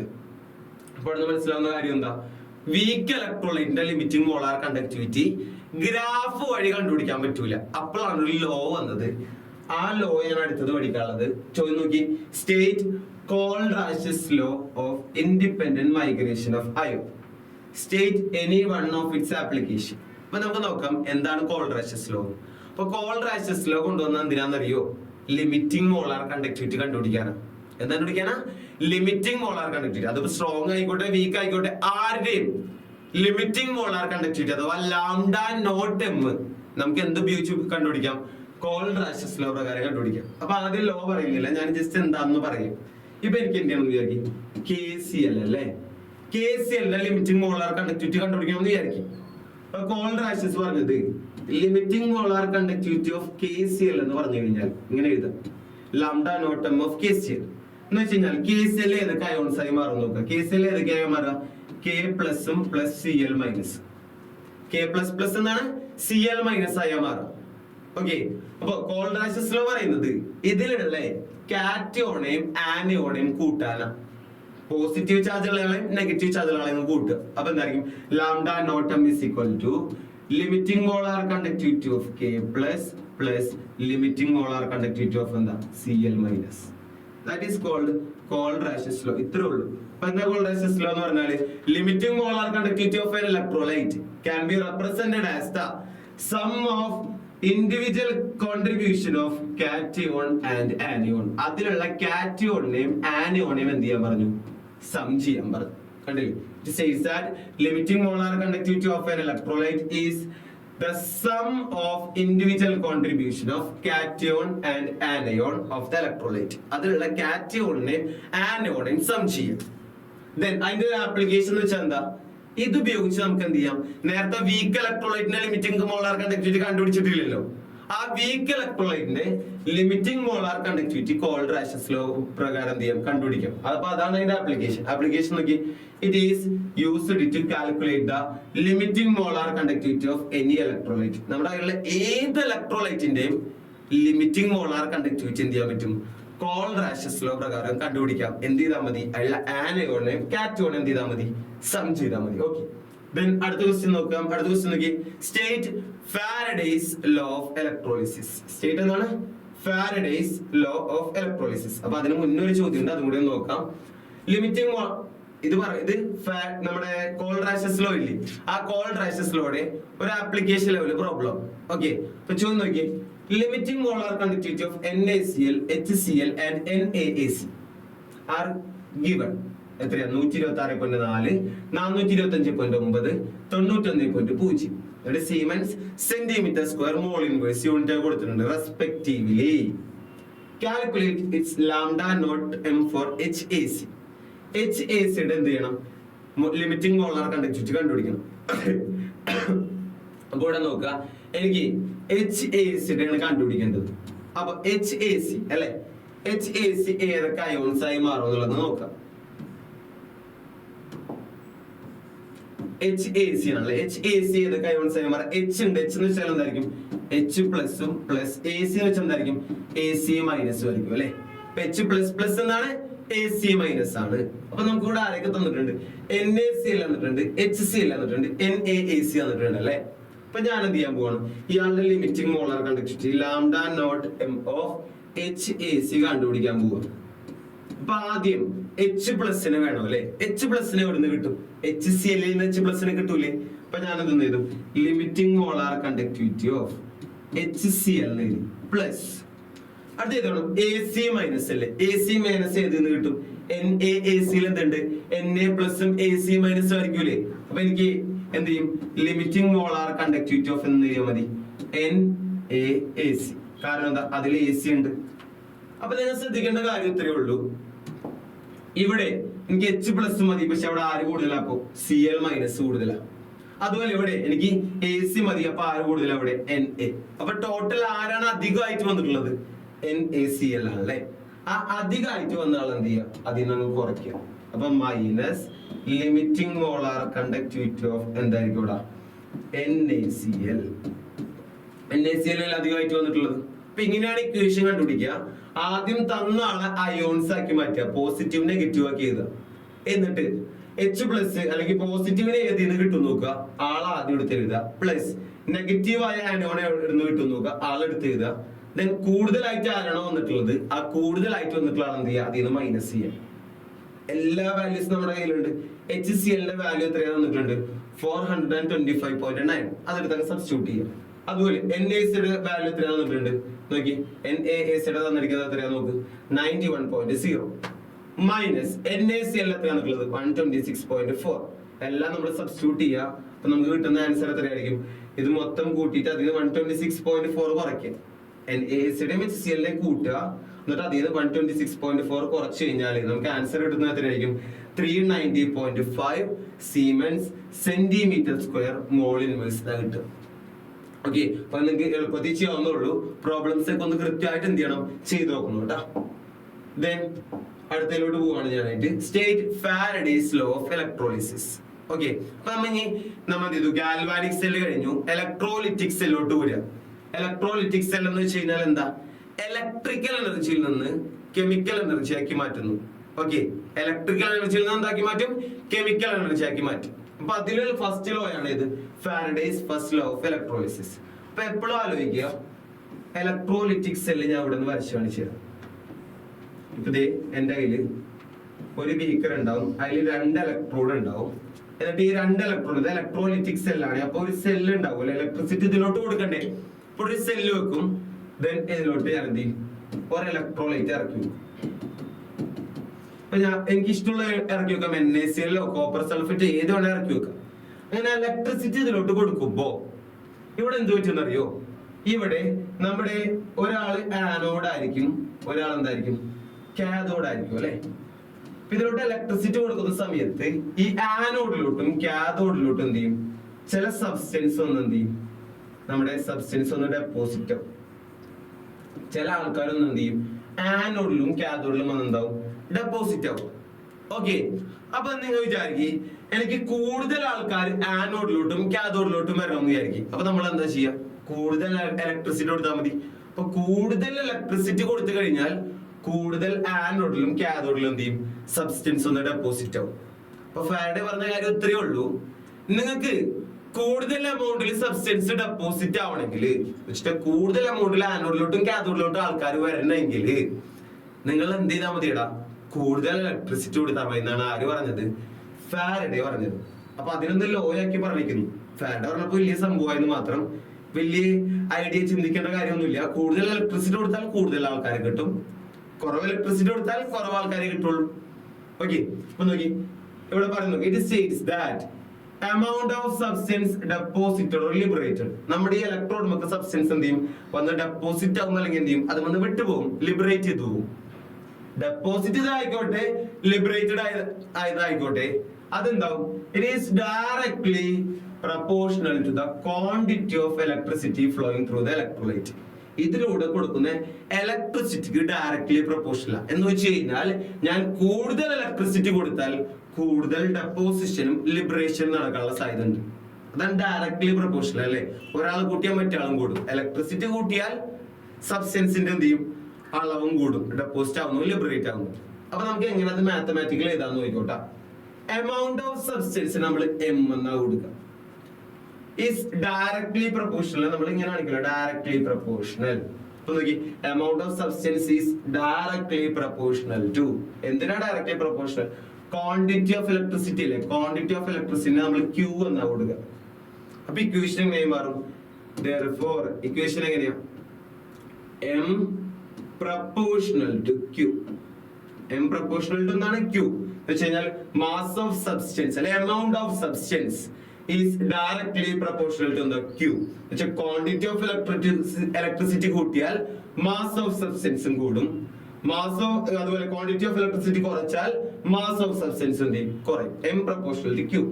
then proportionality limit മാറ്റണ്ടേ?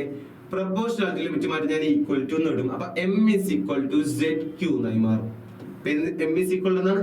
zq. അപ്പൊ നിങ്ങളുടെ മനസ്സിലുണ്ടാവും എന്താണ് സാറേ z എന്നല്ലേ. z is called electrochemical equivalent. electrochemical equivalent. അപ്പൊ z എന്ന് വെച്ചാൽ ഇലക്ട്രോകെമിക്കൽ ഈക്വാലന്റ്. അപ്പൊ എന്താണ് സാറേ z ഇലക്ട്രോകെമിക്കൽ ഈക്വാലന്റ് എന്ന് നിങ്ങൾ ചോദിക്കും. അപ്പൊ z കാണാൻ വേറൊരു ഇക്വേഷൻ ഉണ്ട്. z is equal to, ശ്രദ്ധിക്കുക, equivalent mass by Faraday constant. Faraday constant value ഉണ്ട് 96500. z കാണാനുള്ള ഇക്വേഷൻ എന്താ? Equivalent mass by Faraday constant. പിന്നെ അതുപോലെ തന്നെ ഇക്വാലന്റ് മാസ് കാണാനായിട്ട് ഇപ്പൊ നിങ്ങൾ ചോദിക്കാല, ആറ്റോമിക് മാസ് കിട്ടുന്നുണ്ട്, ഗ്രാം ആറ്റോമിക് മാസ് കിട്ടുന്നുണ്ട്, എന്താണ് സാർ ഇക്വാലന്റ് മാസ്? ഒന്നുമില്ല. ഇക്വാലന്റ് മാസ് എന്ന് പറഞ്ഞു കഴിഞ്ഞാൽ ഇത്രേ ഉള്ളൂ. നമ്മുടെ കയ്യിലുള്ള ആറ്റോമിക് മാസ് ഇല്ലേ, ആ ആറ്റോമിക് മാസിനെ വാലൻസി വെച്ച് ഡിവൈഡ് ചെയ്താൽ മതി. എന്ത് വെച്ചാ ഡിവൈഡ് ചെയ്യണ്ടേ? വാലൻസി. ആറ്റോമിക് മാസിനെ വാലൻസി വെച്ച് ഡിവൈഡ് ചെയ്താൽ നമുക്ക് എന്ത് കിട്ടും? ഇക്വാലന്റ് മാസ് കിട്ടും. ഓക്കെ, അപ്പൊ അതൊക്കെ ഓരോന്നും ഉണ്ടാവും. ഇപ്പൊ Cu2+ ആണെങ്കിൽ അതിന്റെ ബാലൻസ് എത്ര? 2. ചാർജ് നോക്കിയാൽ മതി. ഇപ്പൊ എന്ത് ചെയ്യാ? Cuന്റെ ആറ്റോമിക് മാസ് വെച്ച് എന്ത് ചെയ്യാ? അതിന്റെ ബാലൻസ് എത്ര? 2.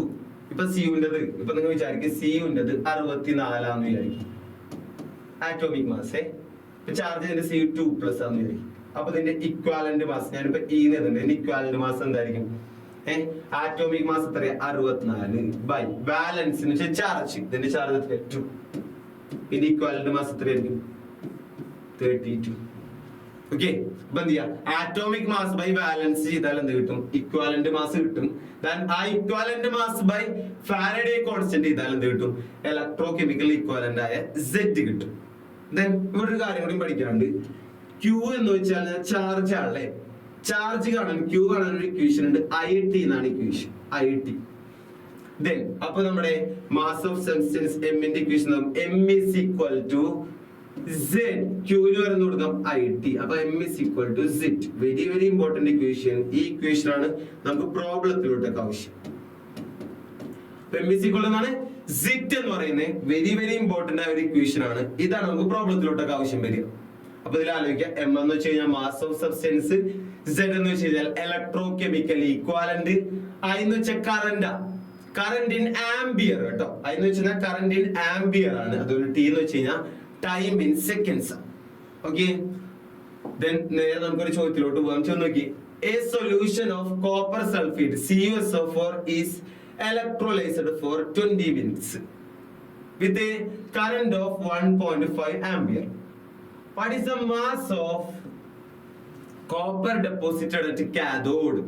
കാഥോഡിൽ എത്ര മാസ് ഡെപ്പോസിറ്റ് ചെയ്തെന്ന് ചോദിക്കുന്നു. ഇതിന്റെ ക്വസ്റ്റ്യൻ പറഞ്ഞിട്ടുണ്ട് atomic mass of copper equal to 63. അത് ഓരോ ക്വസ്റ്റ്യനിൽ നിങ്ങൾക്ക് തന്നിട്ടുണ്ടാവും. ചില സമയത്ത് 64 എന്ന് തരാറുണ്ട്, ചില സമയത്ത് 63 എന്നൊക്കെ തരാറുണ്ട്. അപ്പൊ ക്വസ്റ്റ്യനിൽ എത്രയാണോ ആറ്റോമിക് മാസ് വന്നിരിക്കുന്നത് അതാണ് നമുക്ക് എടുക്കേണ്ടത്. നമുക്കറിയാം നമുക്ക് എന്താ കണ്ടുപിടിക്കണ്ടേ, എത്ര മാസ് ഡെപ്പോസിറ്റ് ആയിരുന്നല്ലേ. അപ്പൊ ഫാരഡേസ് ലോസിൽ നമ്മൾ പഠിച്ചല്ലോ, മാസ് ആണുള്ള അവസാനത്തെ ഇക്വേഷൻ എന്താ, അത് ചെയ്താൽ നല്ലത്. M is equal to Z ആണല്ലേ. അപ്പൊ M is equal to Z. നമുക്ക് M കണ്ടുപിടിക്കണം. അപ്പൊ ഓരോരുത്തരും നമുക്ക് ആദ്യം എഴുതാം. നമുക്ക് അപ്പൊ ആരൊക്കെ അറിയണം, I ആരാണ്, T ആരാണ്, Z ഇവരൊക്കെ കണ്ടുപിടിക്കണല്ലേ. I എന്ന് വെച്ചാൽ കറന്റ് അല്ലേ, കറന്റ് ഇൻ ആംബിയർ അല്ലേ, അതല്ലേ അവിടെ തന്നിട്ടുള്ളത്. ഇതാണ് അപ്പൊ ആക്ച്വലി എന്ത് I എത്രയാണ് 1.5. T എന്ന് വെച്ചാൽ എന്താ, ടൈം അല്ലേ, ടൈം ഇൻ സെക്കൻഡ്സ് വേണ്ടേ. ഒരു ടൈം മിനിറ്റ്സ് തന്നിട്ടുണ്ടല്ലേ, ടൈം മിനിറ്റ്സ് തന്നിട്ടുണ്ട് 20 മിനിറ്റ് എന്നല്ലേ. അപ്പൊ അതിന് സെക്കൻഡ്സിലോട്ട് ആക്കാൻ എന്ത് ചെയ്യാം, 60 വെച്ച് മൾട്ടിപ്ലൈ ചെയ്യാം. 20 into 60 ചെയ്യാം. അപ്പൊ 20 into 60 നിങ്ങൾക്ക് എത്രയാണെന്ന് കിട്ടൂടാ, 1200 സെക്കൻഡ്സ് എന്ന് കിട്ടും അല്ലെ. അപ്പൊ ടൈം കിട്ടുന്നത് Z ആണ്. അപ്പൊ Z ആണുള്ള ഇക്വേഷൻ എന്താണ്, equivalent mass by Faraday constant 96500 ആണല്ലേ. അപ്പൊ ആദ്യം എന്ത് ചെയ്യണം, ഇക്വാലന്റ് മാസ് കാണണ്ടേ. ഇക്വാലന്റ് മാസ് കാണാനുള്ള ഇക്വേഷൻ എന്താ, equivalent mass equal to atomic mass by valency അല്ലേടാ. ആറ്റോമിക് മാസ് എത്രയാ, 63 ബൈ വാലൻസി. ഇവിടെ ആരാ എടുത്തിട്ടുള്ളത്, കോപ്പർ സൾഫേറ്റ് അല്ലേ, CuSO4 അല്ലേടാ. CuSO4 ആക്ച്വലി എന്തൊക്കെയാ മാറും, Cu2 പ്ലസും SO4 2 മൈനസ് 1 അല്ലേ ആവുക. ദാറ്റ് മീൻസ് ഇവിടെ Cu ചാർജ് എത്രയാ, 2 പ്ലസ് അല്ലേ. Cu ചാർജ് എത്രയാണ്, 2 പ്ലസ് ആണ് ചാർജ്. That means ഇവിടെ equal mass വെച്ചാൽ atomic mass by valence. Charge 2 അല്ലേ, 63 by 2 ചെയ്യുമ്പോൾ 31.5 എന്ന് കിട്ടും. ഇതാണ് മോളിൽ സബ്സ്റ്റിറ്റ്യൂട്ട് ചെയ്യുക. equal mass ആണ് ഇക്വേഷൻ എന്തായിരിക്കും, 31.5 equal mass കിട്ടി by ഫാരഡേ കോൺസ്റ്റന്റ് എത്രയാ, 96500. അത് എത്രയാണ് കിട്ടുന്നത് വാല്യൂ നോക്കിയാൽ മതി. നമുക്ക് ആരൊക്കെ കിട്ടി, I കിട്ടി, T കിട്ടി, Z കിട്ടി. Z കിട്ടുമ്പോൾ ഒരു കാര്യം ശ്രദ്ധിക്കണം, അതിന് ആദ്യം ഈക്വാലിറ്റി മാസ് കാണണം, എന്നിട്ട് വേണം Z കണ്ടുപിടിക്കാൻ. Z കണ്ടുപിടിക്കാൻ equation equality mass by Faraday constant. നേരെ സബ്സ്റ്റിറ്റ്യൂട്ട് ചെയ്യാൻ എന്താവും, M is equal to Z into, അപ്പോൾ Z എത്ര കിട്ടിയത്, 31.5 divided by Faraday constant 96500 into I into T. I എത്ര കിട്ടി, 1.5 into അടുത്ത T എത്ര കിട്ടി, 1200 1200. അപ്പൊ നിങ്ങൾ കാൽക്കുലേറ്റർ ചെയ്ത് നോക്കിയാൽ മതി. ഓൾമോസ്റ്റ് 0.5 സംതിങ് എന്നതാണ് വരിക, ഗ്രാംസ് എന്നാണ് ഉത്തരം വരിക. ഓക്കെ, അപ്പൊ നിങ്ങൾ കാൽക്കുലേറ്റർ ചെയ്ത് നോക്കുക. എന്തെങ്കിലും സംശയം എന്ത് ചെയ്യാം, എന്റെ അടുത്ത് വാട്സ്ആപ്പിൽ ചോദിച്ചാൽ മതി. ഓക്കെ, നമുക്ക് എന്ത് ചെയ്യാം, ഫാരഡേസ് സെക്കൻഡ് ലോ ഓഫ് ഇലക്ട്രോളിസിസിലോട്ട് പോവാം. ഒന്നുമില്ല, Faraday's second law of electrolysis പറഞ്ഞത് ഇത്രയേ ഉള്ളൂ. ഞാൻ 2 ഇലക്ട്രോഡ് എടുക്കും, ആ 2 ഇലക്ട്രോഡിലോട്ടും സെയിം അളവിൽ ഇലക്ട്രിസിറ്റി കൊടുക്കും. ഞാൻ കോപ്പർ കൊടുത്തു, സിങ്ക് കൊടുത്തു. ഈ കോപ്പറിലോട്ടും സിങ്കിലോട്ടും ഞാൻ എന്ത് ചെയ്തു, സെയിം ഇലക്ട്രിസിറ്റി കൊടുക്കുക. അപ്പോ അവിടെ ഫാരഡേ കണ്ട കാര്യം എന്താണെന്ന് വെച്ച് കഴിഞ്ഞാല്, ഞാൻ സെയിം അളവിൽ ഇലക്ട്രിസിറ്റി കൊടുത്തപ്പോ രണ്ടിലും എന്ത് ചെയ്യും, ഇലക്ട്രിസിറ്റി കൊടുക്കുമ്പോ ആരെങ്കിലും ഡെപ്പോസിറ്റ് ആവും അല്ലെ. അപ്പൊ ഡെപ്പോസിറ്റ് ആവുന്ന അളവ് ഡയറക്ട്ലി പ്രൊപ്പോർഷണൽ ആണ്. മനസ്സിലായി എന്തിനാണ് ഡയറക്ട്ലി പ്രൊപ്പോർഷണൽ ആയെന്ന് മനസ്സിലായത്, കെമിക്കൽ ഈക്വാലൻസി. കെമിക്കൽ ഈക്വാലൻസി നമുക്ക് വേണമെങ്കിൽ നേരത്തെ കേട്ട പേരിലേക്ക് മാറ്റാം, എന്ത്, ഇക്വാലന്റ് മാസ്. എന്താ പറഞ്ഞേ, it says that when same electricity is passed through two different substances, രണ്ട് ഡിഫറെന്റ് ആയ സബ്സ്റ്റൻസിലൂടെ ഞാൻ എന്ത് ചെയ്യാണ്, സെയിം ഇലക്ട്രിസിറ്റി പാസ് ചെയ്യാൻ വിചാരിക്കും. Then the amount of substance deposited or liberated is directly proportional to their equivalent mass. അതേ deposit ചെയ്യുന്ന സബ്സ്റ്റൻസിന്റെ അളവ് അതെന്തിന് ഡയറക്ട്ലി പ്രൊപ്പോർഷണൽ ആണ്, ഇക്വാലന്റ് മാസിന് ഡയറക്ട്ലി പ്രൊപ്പോർഷണൽ ആണെന്ന് പറഞ്ഞു. അപ്പൊ ഞാൻ എടുക്കുന്ന 2 ഡിഫറെന്റ് ഇലക്ട്രോഡുകളിലെ എയും ബിയും വിചാരിക്കും. ഞാൻ എടുക്കുന്ന ആരൊക്കെയാണ്, എയും B1 എന്ന് വിചാരിക്കും. അപ്പൊ എങ്ങനെ എഴുതാം നമുക്ക് നോക്കി mass of A deposited divided by mass of B deposited. അത് എന്തിന് ഡയറക്ട്ലി പ്രൊപോർഷണൽ ആണ്? B equal to directly proportional to equal. എന്തിന് ഡയറക്ട്ലി പ്രൊപോർഷണൽ ആണ്? Equivalent mass. അപ്പൊ equivalent mass of A divided by equivalent mass of B.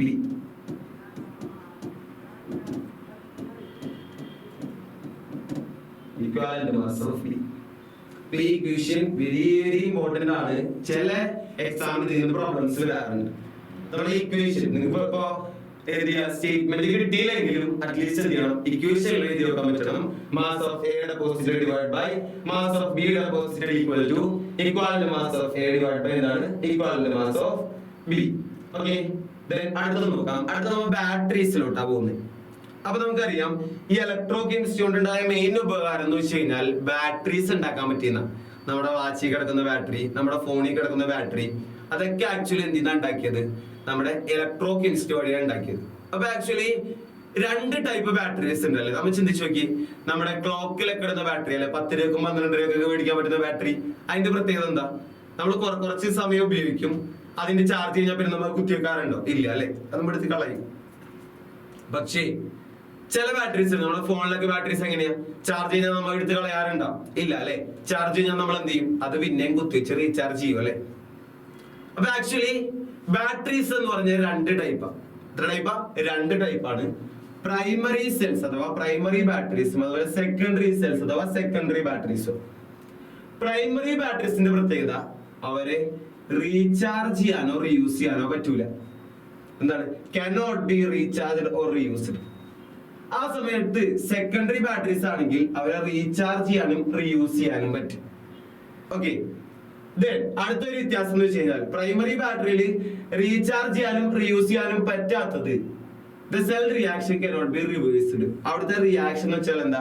Reverse ചെയ്യാൻ പറ്റൂല. എന്ന് വെച്ച് കഴിഞ്ഞാൽ റിയാക്ടന്റ് പ്രൊഡക്റ്റ് ആയാൽ പിന്നെ ഒരിക്കലും ആ പ്രൊഡക്റ്റിനെ പിടിച്ചുണ്ടാക്കാൻ പറ്റൂല, റിയാക്ടന്റ് ആക്കാൻ പറ്റൂല. പക്ഷെ ആ സമയത്ത് സെക്കൻഡറി സെൽ ആണെങ്കിൽ അവിടുത്തെ സെൽ റിയാക്ഷൻ നമുക്ക് എന്ത് ചെയ്യാൻ പറ്റും? റിവേഴ്സ് ചെയ്യാൻ പറ്റും. എന്ന് വെച്ച് കഴിഞ്ഞാൽ റിയാക്ടന്റ് പ്രൊഡക്റ്റ് ആയാലും ആ പ്രൊഡക്റ്റിലോട്ട് ഇലക്ട്രിസിറ്റി കൊടുത്തിട്ട് എന്ത് ചെയ്യാം? അതിനെ പിന്നെയും റിയാക്ടന്റ് ആക്കാൻ പറ്റും. അങ്ങനെയാണ് ഫോണിലേക്ക്. ഫോണിൽ ചാർജ് ചെയ്യുമ്പോൾ വെച്ചാൽ അതിന്റെ അർത്ഥം റിയാക്ടന്റ് എല്ലാം പ്രൊഡക്റ്റ് ആയിരുന്നു. നമ്മൾ ഇലക്ട്രിസിറ്റി കുത്തിവെക്കുന്ന സമയത്ത് എന്ത് പറ്റും? ചാർജ് ചെയ്യുമ്പോൾ എന്ത് പറ്റും? എല്ലാ പ്രൊഡക്റ്റുകളെല്ലാം പിന്നെ എന്തായി മാറും? റിയാക്ടന്റ് ആയി മാറും. ലാസ്റ്റ് ഒരു പോയിന്റ് ഇവിടെ എക്സാമ്പിൾ ആണ്. പ്രൈമറി സെല്ലിന് എക്സാമ്പിൾ ഡ്രൈ സെല്ലും മെർക്കുറി സെല്ലും ആണ്. അതുപോലെ സെക്കൻഡറി സെല്ലിന് എക്സാമ്പിൾ ലെഡ് സ്റ്റോറേജ് സെല്ലും നിക്കൽ കാഡ്മിയം സെല്ലും ആണ്. അപ്പോൾ എന്ത് ചെയ്യണം? ഈ ഒരു 3 ഡിഫറൻസുകൾ പഠിച്ചു വെക്കണം. മിക്ക എക്സാമ്പിൾക്ക് ചോദിക്കുന്നതാണ് differentiate between primary cell and secondary cell എന്ന്. ഓക്കെ, സോ ക്ലിയർ ആണെന്ന് വിചാരിക്കുകയാണ്. ഞാൻ എന്ത് ചെയ്യണം? അടുത്ത ടോപ്പിക്കിലോട്ട് പോവാണ്. ഒന്നുമില്ല, പ്രൈമറി സെല്ലിന് എക്സാമ്പിൾ ആയിരിക്കാ പറഞ്ഞേ? ഡ്രൈ സെല്ലും മെർക്കുറി സെല്ലും ആണല്ലേ. പിന്നെയുള്ള ഞാൻ പറഞ്ഞിരുന്ന കാര്യങ്ങളൊക്കെ തീർന്ന് ഇനി മെയിൻ ആയിട്ട് ആനോഡ് കാഥോഡ് റിയാക്ഷൻസ് പഠിക്കാന്നുള്ളതാണ്. അപ്പൊ പ്രൈമറി സെല്ലിൽ മെയിൻ ആയിട്ട് 2 എക്സാമ്പിൾ ഉണ്ടായി, ഡ്രൈ സെല്ലും മെർക്കുറി സെല്ലും. ഒരു സെല്ല് പഠിക്കുമ്പോൾ അതിൽ ആനോഡ് ആര്, കാഥോഡ് ആര്, ഇലക്ട്രോലൈറ്റ് ആരെന്ന് പഠിക്കണം. ദെൻ ആനോഡ് കാഥോഡ് റിയാക്ഷൻസും പഠിക്കണം. അപ്പൊ ഡ്രൈ സെല്ലാണ് ഈ കാണുന്നത്, നിങ്ങളുടെ മുന്നിൽ കാണുന്നത് ഡ്രൈ സെല്ല. നമ്മുടെ 10 രൂപ 12 രൂപ മേടിക്കാൻ പറ്റുന്നത്. അപ്പൊ അതിന്റെ ഈ സെന്റർ പോർഷൻ കണ്ടോ? ആ സെന്റർ പോർഷനിൽ ഇരിക്കുന്നതാണ് ആക്ച്വലി കാഥോഡ്. അതുപോലെ ഈ ചുറ്റും കാണുന്ന സിലിണ്ടറിക്കലുള്ള ഷേപ്പില് ഈ സംഭവം, ഇതാണ് ആക്ച്വലി എന്തായിട്ട് ആക്ട് ചെയ്യുന്നത്? ആനോഡ് ആയിട്ട് ആക്ട് ചെയ്യും. ദെൻ ഈ ഇടയിലുള്ള സ്പേസിൽ അവിടെയാണ് നമ്മൾ ആരെ ഫില്ല് ചെയ്യുക? ഇലക്ട്രോലൈറ്റിനെ ഫില്ല് ചെയ്യും. അപ്പൊ നമുക്ക് ഇത്രയേ ഉള്ളൂ, ഇതൊന്നും ഡയഗ്രം ഒന്നും പഠിക്കണ്ട. ആനോഡ് ആര്, കാഥോഡ് ആര്, ഇലക്ട്രോലൈറ്റ് ആര്, അതാണ് നമുക്ക് പഠിക്കാനുള്ളത്. ആനോഡ് എന്ന് വെച്ച് കഴിഞ്ഞാൽ സിങ്ക് കണ്ടെയ്നറാ, ആ ചുറ്റിരിക്കുന്ന ആ സിങ്ക് കണ്ടെയ്നർ. കാഥോഡ് എന്ന് വെച്ച് കഴിഞ്ഞാൽ carbon rod surrounded by manganese dioxide. Cathode എന്ന് വെച്ചപ്പോ എന്താ? ഇവിടെ ഉള്ളിൽ ഈ കാർബൺ റോഡാണ്, അതിന് ചുറ്റും ആരുണ്ട്? മാഗ്നീസ് ഡയോക്സൈഡ് MnO2 ഉണ്ട്. അതുപോലെ ഇലക്ട്രോലൈറ്റ് എന്ന് വെച്ച് കഴിഞ്ഞാൽ paste of ammonium chloride and zinc ക്ലോറൈഡാ. അമോണിയം ക്ലോറൈഡ് എന്ന് വെച്ചാൽ NH4Cl. സിങ്ക് ക്ലോറൈഡ് എന്ന് വെച്ചാൽ ZnCl2. ഓക്കെ, അപ്പൊ ആനോഡ് കാഥോഡ് ഇലക്ട്രോലൈറ്റ് പറഞ്ഞു. ദെൻ റിയാക്ഷൻസ് കാണാണ്ട് തന്നെ പഠിക്കാൻ വേറെ വഴികളൊന്നും ഇല്ല. ആനോഡില് എന്താ സംഭവിക്കുക? ഓക്സിഡേഷൻ ആണല്ലേ. ആനോഡിൽ ആരാളുള്ളത്? സിങ്ക് കണ്ടെയ്നർ അല്ലേ? ഇപ്പൊ എന്ത് ചെയ്യുന്നറിയോ? ആനോഡിൽ Zn2+ ആയി മാറും. എങ്ങനെ? 2 ഇലക്ട്രോണെ വിട്ടുകൊടുത്തിട്ട്. ദെൻ കാഥോഡിൽ ആരാളുള്ളത്? മാഗ്നീസ് ഡയോക്സൈഡ് അല്ലേ? ഈ മാഗ്നീസ് ഡയോക്സൈഡ് അമോണിയം ക്ലോറൈഡ് NH4Cl ഇല്ലേ, അതിൽ നിന്ന് NH4+നെ അതുപോലെ ഇവിടെ വിട്ടുകൊടുത്ത 2 ഇലക്ട്രോണിൽ നിന്ന് ഒരു ഇലക്ട്രോണെ മേടിച്ചിട്ട് മാഗ്നീസ് ഓക്സൈഡ് ഓഫ് ഹൈഡ്രോക്സൈഡും അതുപോലെ എന്തായി മാറും? അമോണിയായി മാറും. ഇതാണ് ഇവിടുത്തെ ആനോഡ് കാഥോഡ് റിയാക്ഷൻ. അതും കാണാണ്ട് പഠിക്കണം. ആനോഡ് ആര്, കാഥോഡ് ആര്, ഇലക്ട്രോലൈറ്റ് ആരാണ്, അതിന്റെ ഒപ്പം എന്ത് ചെയ്യണം? ആനോഡ് കാഥോഡ് റിയാക്ഷൻ കൂടി പഠിച്ചു വെക്കുക. ഓക്കെ, എക്സാമിന് ആനോഡ് കാഥോഡ് റിയാക്ഷൻ അടക്കമാണ് ചോദിക്കുക. ദെൻ ഇവിടെ ഒരു കാര്യം കൂടി അറിയാം. ഇവിടെ കിട്ടുന്ന പൊട്ടൻഷ്യൽ, സെൽ പൊട്ടൻഷ്യൽ എന്ന് പറഞ്ഞു കഴിഞ്ഞാൽ അപ്രോക്സിമേറ്റ്ലി ഏകദേശം 1.5 വോൾട്ട് ആണ്. ഓക്കെ, ഇത്രയും കാര്യങ്ങളാണ് ഡ്രൈ സെല്ലിൽ പറയാനുള്ളത്. അടുത്തത് മെർക്കുറി സെൽ. നമ്മുടെ വാച്ചിലേക്ക് ഇടുന്ന ബാറ്ററി, അതാണ് ആക്ച്വലി ഇത് മെർക്കുറി സെൽ. കണ്ട, അപ്പൊ ഈ മെർക്കുറി സെൽ എടുത്തു കഴിഞ്ഞാൽ അതിൽ ആര് ആനോഡ്, ആര് കാഥോഡ്, ആര് ഇലക്ട്രോലൈറ്റ് പഠിക്കാനുള്ളത്. ആനോഡ് എന്ന് വെച്ച് കഴിഞ്ഞാൽ സിങ്ക് മെർക്കുറി അമാൽഗം. അതുപോലെ കാഥോഡ് എന്ന് പറഞ്ഞു കഴിഞ്ഞാൽ പേസ്റ്റ് ഓഫ് HgO എന്ന് വെച്ചാൽ മെർക്കുറിക് ഓക്സൈഡും കാർബണും. ഇതുപോലെ ഇലക്ട്രോലൈറ്റ് എന്ന് വെച്ച് കഴിഞ്ഞാൽ paste of KOH and zinc ഓക്സൈഡാണ്. അപ്പൊ ഇതങ്ങ് പഠിക്കുക. ദെൻ റിയാക്ഷൻ ആനോഡില് ആളുകൾ സിങ്ക് മെർക്കുറി അമാൽഗം അല്ലേ, അതിനാണ് ഈ ZnHg എഴുതിയിട്ടുള്ളത്. ഈ സിങ്ക് മെർക്കുറി അമാൽഗം നമ്മുടെ ഇലക്ട്രോലൈറ്റിന് KOH OH ഉണ്ടോ, അതിനെന്ത് ചെയ്യും? 2 OH- വാങ്ങിച്ചിട്ട് സിങ്ക് ഓക്സൈഡും വാട്ടറും 2 ഇലക്ട്രോണായി മാറും. Okay, then cathode reaction. കാഥോഡിൽ ആരാളത്? മെർക്കുറിക് ഓക്സൈഡ് HgO അല്ലെ. ഈ Hg എന്ത് ചെയ്യുന്ന വെച്ച് കഴിഞ്ഞാൽ വിട്ടുകൊടുത്ത് ഈ ഒരു വാട്ടറും ഈ 2 ഇലക്ട്രോണയും വാങ്ങിച്ചിട്ട് Hg മെർക്കുറിയും അതുപോലെ എന്ത് ചെയ്യും? 2 OH-. ദെൻ ഇവിടെ വിട്ടുകൊടുത്ത ഇലക്ട്രോണും വാങ്ങിയ ഇലക്ട്രോണും സെയിം ആയതുകൊണ്ട് തന്നെ ഓവറോൾ സെൽ റിയാക്ഷൻ കൂടി എഴുതാം. ഇവിടെ നോക്കി, ഇവിടെ 2 ഇലക്ട്രോൺ, ഇവിടെ 2 ഇലക്ട്രോൺ ക്യാൻസൽ ചെയ്യാം. ഇവിടെ ഒരു വാട്ടർ, ഇവിടെ ഒരു വാട്ടർ ക്യാൻസൽ ചെയ്യാം. ഇവിടെ 2 OH-, ഇവിടെ 2 OH- ക്യാൻസൽ ചെയ്യാം. ബാക്കി ആരാളുള്ളത്? ആരൊക്കെ മുന്നേ ZnHg plus HgO gives, ആരൊക്കെ ശേഷം ZnO plus Hg. ഇതാണ് എന്ത്? ഡ്രൈ സെല്ലിന്റെ ഓവറോൾ സെൽ റിയാക്ഷൻ. അതുപോലെ ഇവിടെ ഇതിന്റെ സെൽ പൊട്ടൻഷ്യൽ കൂടി അറിഞ്ഞിരിക്കണം. ഇവിടുത്തെ സെൽ പൊട്ടൻഷ്യൽ എന്ന് പറഞ്ഞു കഴിഞ്ഞാൽ ഈക്വൽ ടു 1.35 വോൾട്ട് ആണ്. 1.35 ആണ് കേട്ടോ. 1.35 വോൾട്ട് കിട്ടും കേട്ടോ. അപ്പൊ വോൾട്ടേജ് കൂടി ഒന്ന് കാണാണ്ട് പഠിച്ചു വെക്കണേ. സെൽ പൊട്ടൻഷ്യൽ കിട്ടുന്നത് 1.35 വോൾട്ട്. അപ്പൊ എന്ത് ചെയ്തു? നമ്മുടെ പ്രൈമറി സെല്ലുള്ള 2 എക്സാമ്പിൾസ് ഏതൊക്കെയായിരുന്നു? ഡ്രൈ സെല്ലും മെർക്കുറി സെല്ലും. അത് കഴിഞ്ഞു. അടുത്താണ് ഇത് ലെഡ് സ്റ്റോറേജ് സെൽ. ഇത് ഇതിന് എക്സാമ്പിളാ സെക്കൻഡറി ബാറ്ററീസ്. ഇതാണ് ശരിക്കും നമ്മുടെ ഇൻവെർട്ടറിലൊക്കെ ഉപയോഗിക്കുന്ന സെല്ലുകൾ. ഓക്കെ, അപ്പൊ നമുക്ക് ഇവിടെ പഠിക്കാനുള്ളത് ആനോഡ് ആര്, കാഥോഡ് ആര്, ഇലക്ട്രോലൈറ്റ് ആയിരുന്നു. അപ്പൊ ആനോഡ് മെയിൻ ആയിട്ട് ലെഡ് ആണ്. അതുപോലെ കാഥോഡ് എന്ന് വെച്ച് കഴിഞ്ഞാൽ grid of lead dioxide. Grid എന്ന് വെച്ചാൽ ഇങ്ങനെ അടുക്കി അടുക്കി അടുക്കി ഇങ്ങനെ വെച്ചിട്ടുണ്ട്, അതിനാണ് ഗ്രിഡ് എന്ന് വിളിക്കുക. അപ്പൊ anode lead, cathode of grid എന്ന് വെച്ചാൽ ഗ്രിഡ് ഓഫ് ലെഡ് ഡയോക്സൈഡ്. അതുപോലെ ഇലക്ട്രോലൈറ്റ് എന്ന് വെച്ചാൽ 38% of sulphuric acid. Then reaction. ആനോഡിൽ ആരാളത്? ലെഡ് അല്ലേ. നമ്മുടെ ഈ ലെഡ് എന്ത് ചെയ്യുന്ന അറിയോ? Sulphuric acid. ഇതിൽ ആരാളത്? H2SO4. ഇതെന്താ? ആനോഡ് എന്ന് വെച്ച് കഴിഞ്ഞാൽ PB, കാഥോഡ് എന്ന് വെച്ച് കഴിഞ്ഞാൽ PbO2 അല്ലെ.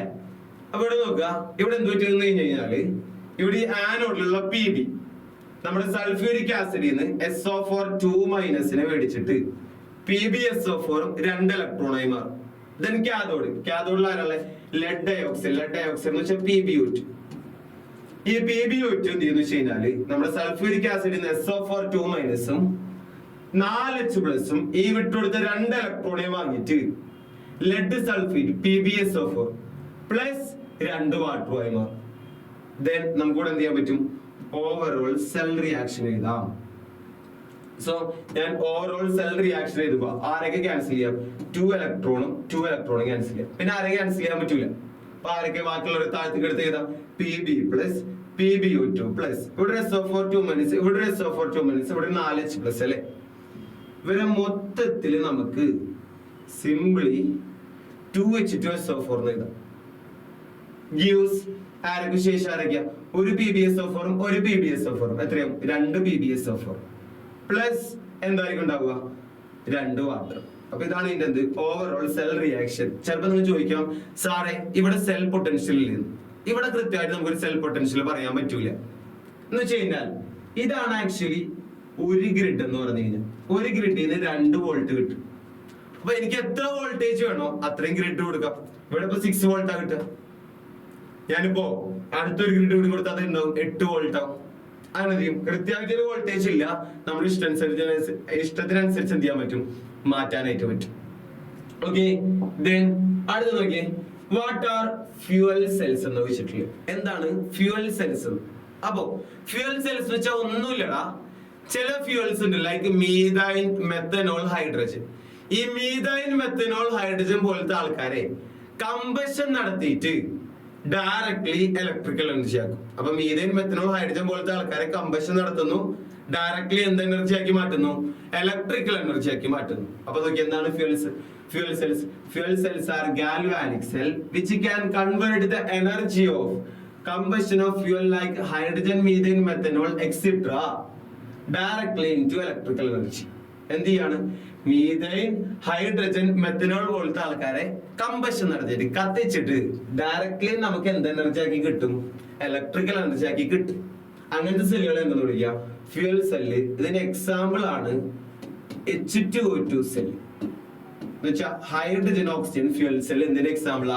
നമ്മുടെ ഫ്യൂൽ സെല്ലിന്റെ എക്സാമ്പിൾ ആണ്. അതാണ് നമുക്ക് അടുത്ത് പഠിക്കാനുള്ളത്. അടുത്ത ഇമ്പോർട്ടന്റ് ആയത് അടുത്താണ് കേട്ടോ. അപ്പൊ നോക്കാം, നമ്മുടെ ചോദ്യം എങ്ങനെയാണ്? Diagrammatically represent H2O2 fuel cell. എന്താണ് H2O2 ഫ്യൂലിനെ ഡയഗ്രമാറ്റിക്കലി റെപ്രസെന്റ് ചെയ്യണം. എന്നിട്ട് എന്താണ് അതിന്റെ ആനോഡ്, കാഥോഡ് റിയാക്ഷൻസും ഓവറോൾ സെൽ റിയാക്ഷൻ ചെയ്താൽ. അപ്പൊ നോക്കി എങ്ങനെയാണ് നമ്മൾ എന്ത് ചെയ്യുക? ഒരു H2O2 ഫ്യൂൽ സെൽ എടുക്കുക. ഒരു ബീക്കർ ഉണ്ട്, അതിന്റെ 3 സൈഡിൽ ഓപ്പണിംഗ് ഉണ്ട്. ലെഫ്റ്റ് സൈഡിലൂടെ ഹൈഡ്രജനും റൈറ്റ് സൈഡിലൂടെ ഓക്സിജനും കടന്നു പോകും. അതുപോലെ സെൻട്രലുണ്ട് ഇലക്ട്രോലൈറ്റ് ഉണ്ട്.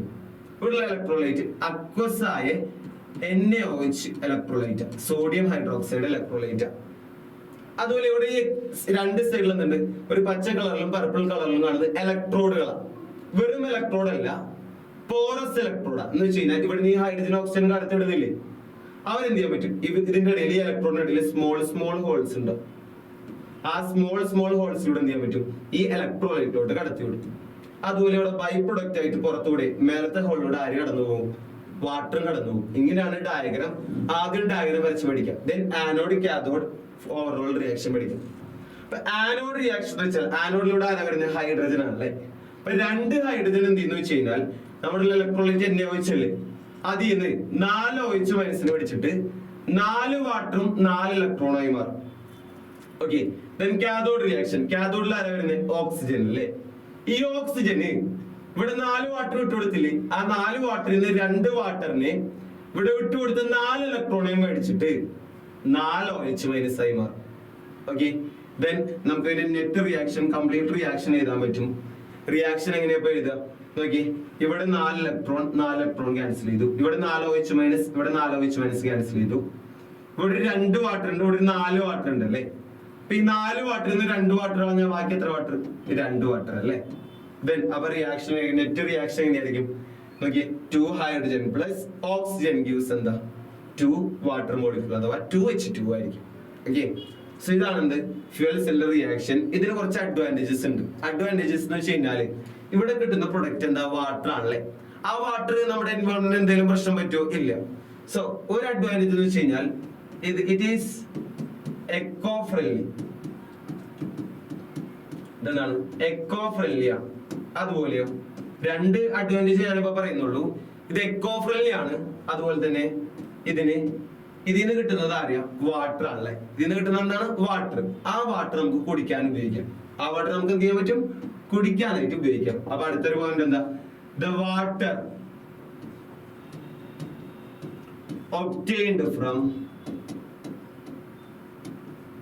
obtained from H2O2 cell used for drinking. ഇതിന്ന് കിട്ടുന്ന വാട്ടർ എനിക്ക് എന്തിനു ഉപയോഗിക്കാടാ? ഡ്രിങ്കിങ് പർപ്പസിന്, കുടിക്കാൻ വേണ്ടി ഉപയോഗിക്കാം. ഓക്കെ, ഇതാണ് അപ്പൊ ഇതിന്റെ 2 അഡ്വാൻറ്റേജ്. അപ്പൊ ഡയഗ്രാം പഠിച്ചു, അതിന്റെ റിയാക്ഷൻ പഠിച്ചു, അഡ്വാൻറ്റേജസ് പഠിച്ചു. ലാസ്റ്റ് ടോപ്പിക്കാണ്, ഇതോടെ തീർന്നു. ചോദ്യം ഇതാണ്, what is corrosion? Write any methods to prevent corrosion of iron. എന്താണ് കൊറോഷൻ എന്ന് വെച്ചിട്ടുള്ളത്? ഒന്നുമില്ലടാ, നമ്മുടെ ചില മെറ്റൽസ് ഏറ്റവും എളുപ്പത്തിൽ പറയുന്നത് ഇരുമ്പാണ് അല്ലെ. നമ്മൾ ഈ ഇരുമ്പൊക്കെ എന്ത് ചെയ്യാന്ന് വിചാരിക്കും, ഈ ഇരുമ്പൊക്കെ പെയിന്റ് അടിക്കാണ്ട് ഇങ്ങനെ പുറത്ത് അറ്റ്മോസ്ഫിയറിൽ കുറെ നാള് വെച്ച് കഴിഞ്ഞാൽ എന്ത് പറ്റും, ആ ഇരുമ്പിന്റെ മുകളിൽ എന്ത് വരും, ഒരു തുരുമ്പ് വരുന്ന കണ്ടിട്ടില്ലേ? ഇരുമ്പിന്റെ മുകളിൽ എന്ത് വരും, തുരുമ്പ് വരുന്ന ഒരു ഫോട്ടോ കാണിച്ചിരിക്കുന്നുണ്ടോ? കുറെ നാൾ ഇങ്ങനെ അറ്റ്മോസ്ഫിയർ വെക്കുമ്പോൾ എന്ത് പറ്റും, ആ ഇരുമ്പിന്റെ മേലെ എന്ത് വരും, തുരുമ്പ് വരും. അതെന്തുകൊണ്ടാണ്? ഒന്നുമില്ല, നമ്മുടെ ഈ മെറ്റലില്ലേ അറ്റ്മോസ്ഫിയറിൽ വെക്കുമ്പോ ഈ അറ്റ്മോസ്ഫിയറിൽ വാട്ടർ വേപ്പർ, ഓക്സിജൻ, എയർ, അങ്ങനത്തെ കുറെ ആൾക്കാരുണ്ട്. ഈ വാട്ടർ വേപ്പർ, എയർ, ഓക്സിജനുമായിട്ടൊക്കെ റിയാക്ട് ചെയ്യും. നമ്മുടെ ഈ മെറ്റൽ ഇപ്പൊ ഇരുമ്പാണെങ്കിൽ ആ ഇരുമ്പ് എന്ത് ചെയ്യും, നമ്മുടെ ഈ അറ്റ്മോസ്ഫിയറിലുള്ള വാട്ടറിനേറ്റും ഓക്സിജനേറ്റും ഒക്കെ റിയാക്ട് ചെയ്തിട്ട് ഈ നമ്മുടെ ഈ മെറ്റലിന്റെ മുകളിൽ ഒരു ഓക്സൈഡ് ഫോം ചെയ്യും. എന്താ ഫോം ചെയ്യാ? ഓക്സൈഡ് ഫോം ചെയ്യും. ആക്ച്വലി ആ ഓക്സൈഡ് ആണ് ആക്ച്വലി എന്ത്, തുരുമ്പ് എന്ന് പറഞ്ഞു കഴിഞ്ഞാൽ. നമ്മൾ ഈ കാണുന്ന തുരുമ്പില്ലേ, കണ്ടോ, ഇതിന്റെ മുകളിൽ കാണുന്ന ഈ തുരുമ്പ്, ഇത് ആക്ച്വലി എന്താ, അതിന്റെ ഓക്സൈഡ്. അപ്പൊ ആക്ച്വലി എങ്ങനെയാണ് കൊറോഷൻ സംഭവിക്കുന്നത്? നമ്മുടെ മെറ്റല് അറ്റ്മോസ്ഫിയറിലുള്ള ഓക്സിജനും വാട്ടറുമായിട്ടൊക്കെ റിയാക്ട് ചെയ്തിട്ട് എന്ത് ഫോം ചെയ്യും, ഓക്സൈഡ് ഫോം ചെയ്യും. ദാറ്റ് ഈസ് കോൾഡ് എന്ത്, കൊറോഷൻ. കുറെ എക്സാമ്പിൾ ഉണ്ട്. ഒരു എക്സാമ്പിൾ എന്താണ്, റസ്റ്റിംഗ് ഓഫ് അയൺ അല്ലെ. നമ്മുടെ ഇരുമ്പും എന്ത് പിടിക്കുന്നു, തുരുമ്പ് പിടിക്കുന്നു അല്ലെ. അതില് നിങ്ങൾ കണ്ടിട്ടുണ്ടോ, നിങ്ങൾ കുഞ്ഞിലൊക്കെ ആണെങ്കിൽ പെൺപിള്ളേരൊക്കെ ആണെങ്കിൽ പാദസരൊക്കെ പിടിച്ച് തന്നിട്ടുണ്ടാവും. ആദ്യം നല്ല ഭംഗിയായിരിക്കും, നല്ല കളറായിരിക്കും കാണാനായിട്ട്. കുറെ നാൾ ഉപയോഗിച്ചിട്ട് എന്ത് ചെയ്യും, അതൊരു കറുപ്പ കളറായി മാറും അല്ലെ. അതാണ് കണ്ടില്ലേ, ഇപ്പൊ സിൽവർ കോയിൻ എടുത്ത് കുറെ നാൾ ഉപയോഗിച്ച് എന്ത് ചെയ്യും, ഒരു കറുപ്പ കളർ വരും. അതിന് ടാർണിഷിംഗ് ഓഫ് സിൽവർ എന്ന് പറയും. എന്താണ് ടാർണിഷിംഗ് ഓഫ് സിൽവർ? അതുപോലെ നിങ്ങൾ ശ്രദ്ധിച്ചിട്ടുണ്ടാവും, നിങ്ങൾ കുറെയൊക്കെ ഈ കോപ്പറിന്റെ ഒക്കെ എന്താണ് പറയാ പാത്രങ്ങളും സംഭവങ്ങളൊക്കെ എടുത്തു കഴിഞ്ഞാല് കുറെ നാള് ചെമ്പിന്റെ ഒക്കെ പാത്രം ഉപയോഗിച്ച് കഴിഞ്ഞാല് അതൊരു പച്ച കളർ വരും, ക്ലാവ് അടിക്കാന്ന് പറയും. കണ്ടില്ലേ ഇവിടെ, ഇതൊരു കോപ്പറിന്റെ ശില്പമാണ് അല്ലെ. ആ കോപ്പറിന്റെ ശില്പം എന്ത് ചെയ്തിട്ടുണ്ട്, കുറെ നാൾ അറ്റ്മോസ്ഫിയറിൽ ഇരുന്നപ്പോ അവിടെയുള്ള വാട്ടർ ഓക്സിജനേറ്റ് ഒക്കെ റിയാക്ട് ചെയ്തിട്ട് ഒരു ഗ്രീൻ കോട്ടിങ് വന്നിട്ടുണ്ട്. അതും തന്നെയാണ്, കൊറോഷൻ തന്നെയാണ്.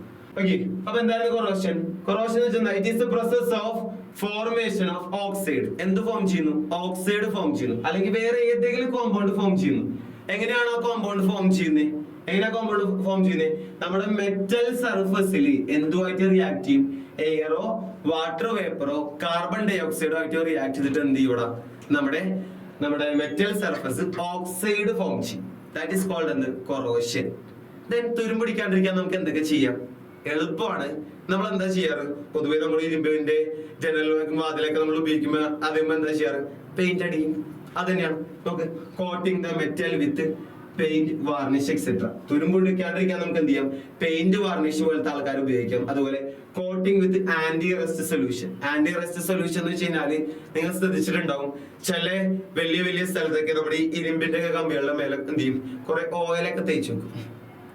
അതൊക്കെ എന്താ, ആന്റി റസ്റ്റ് സൊല്യൂഷൻ. ഓയിലൊക്കെ തേച്ച് വെച്ച് കഴിഞ്ഞാല് നമുക്ക് വെള്ളം തട്ടൂല, വെള്ളത്തിനായിട്ട് കോണ്ടാക്ട് വരില്ല, അപ്പോൾ എന്ത് ചെയ്യില്ല, തുരുമ്പിടിക്കൂല. അപ്പൊ അങ്ങനെ രണ്ട് എന്തുണ്ട്, നമ്മുടെ കാര്യങ്ങളും അതിൽ പഠിക്കാനായിട്ടുണ്ട്. അങ്ങനെ കൊറോഷൻ എന്താണെന്നും നമുക്ക് പഠിച്ചു, അതിനെങ്ങനെ പ്രിവെന്റ് ചെയ്യാന്നും പഠിച്ചു. ഓക്കെ, ദെൻ ഇതിൽ ഒരു ടോപ്പിക് കൂടി ഉണ്ട്, ചെറിയ ടോപ്പിക്. എന്ത്, എങ്ങനെയാണ് ഇരുമ്പ് തുരുമ്പൊടിക്കുന്നത്, അതിന്റെ ആനോഡ് കാഥോഡ് റിയാക്ഷനൊക്കെ. അതൊക്കെ ഞാൻ നോട്ട് ബുക്കിൽ എഴുതി തന്നിട്ടുണ്ട്. അതെന്ത് ചെയ്യാം, ഇത് കറക്റ്റ് ആയിട്ട് വായിച്ചു പഠിച്ചാൽ മതി. അപ്പൊ എന്ത് ചെയ്തു, ഓൾമോസ്റ്റ് എല്ലാ ടോപ്പിക്കുകളും കവർ ചെയ്താണ് ഞാൻ ക്വസ്റ്റ്യൻസ് ഇട്ടിട്ടുള്ളത്. വലിയ ചാപ്റ്റർ ആണ്, എന്ത് ചെയ്യണം, നല്ല വെയിറ്റേജ് ഉള്ള ചാപ്റ്റർ ആണ്. നന്നായിട്ട് ഇരുന്ന് എന്ത് ചെയ്യാം, ഇന്ന് തന്നെ പഠിച്ചു തുടങ്ങാം കേട്ടോ. Okay, thank you.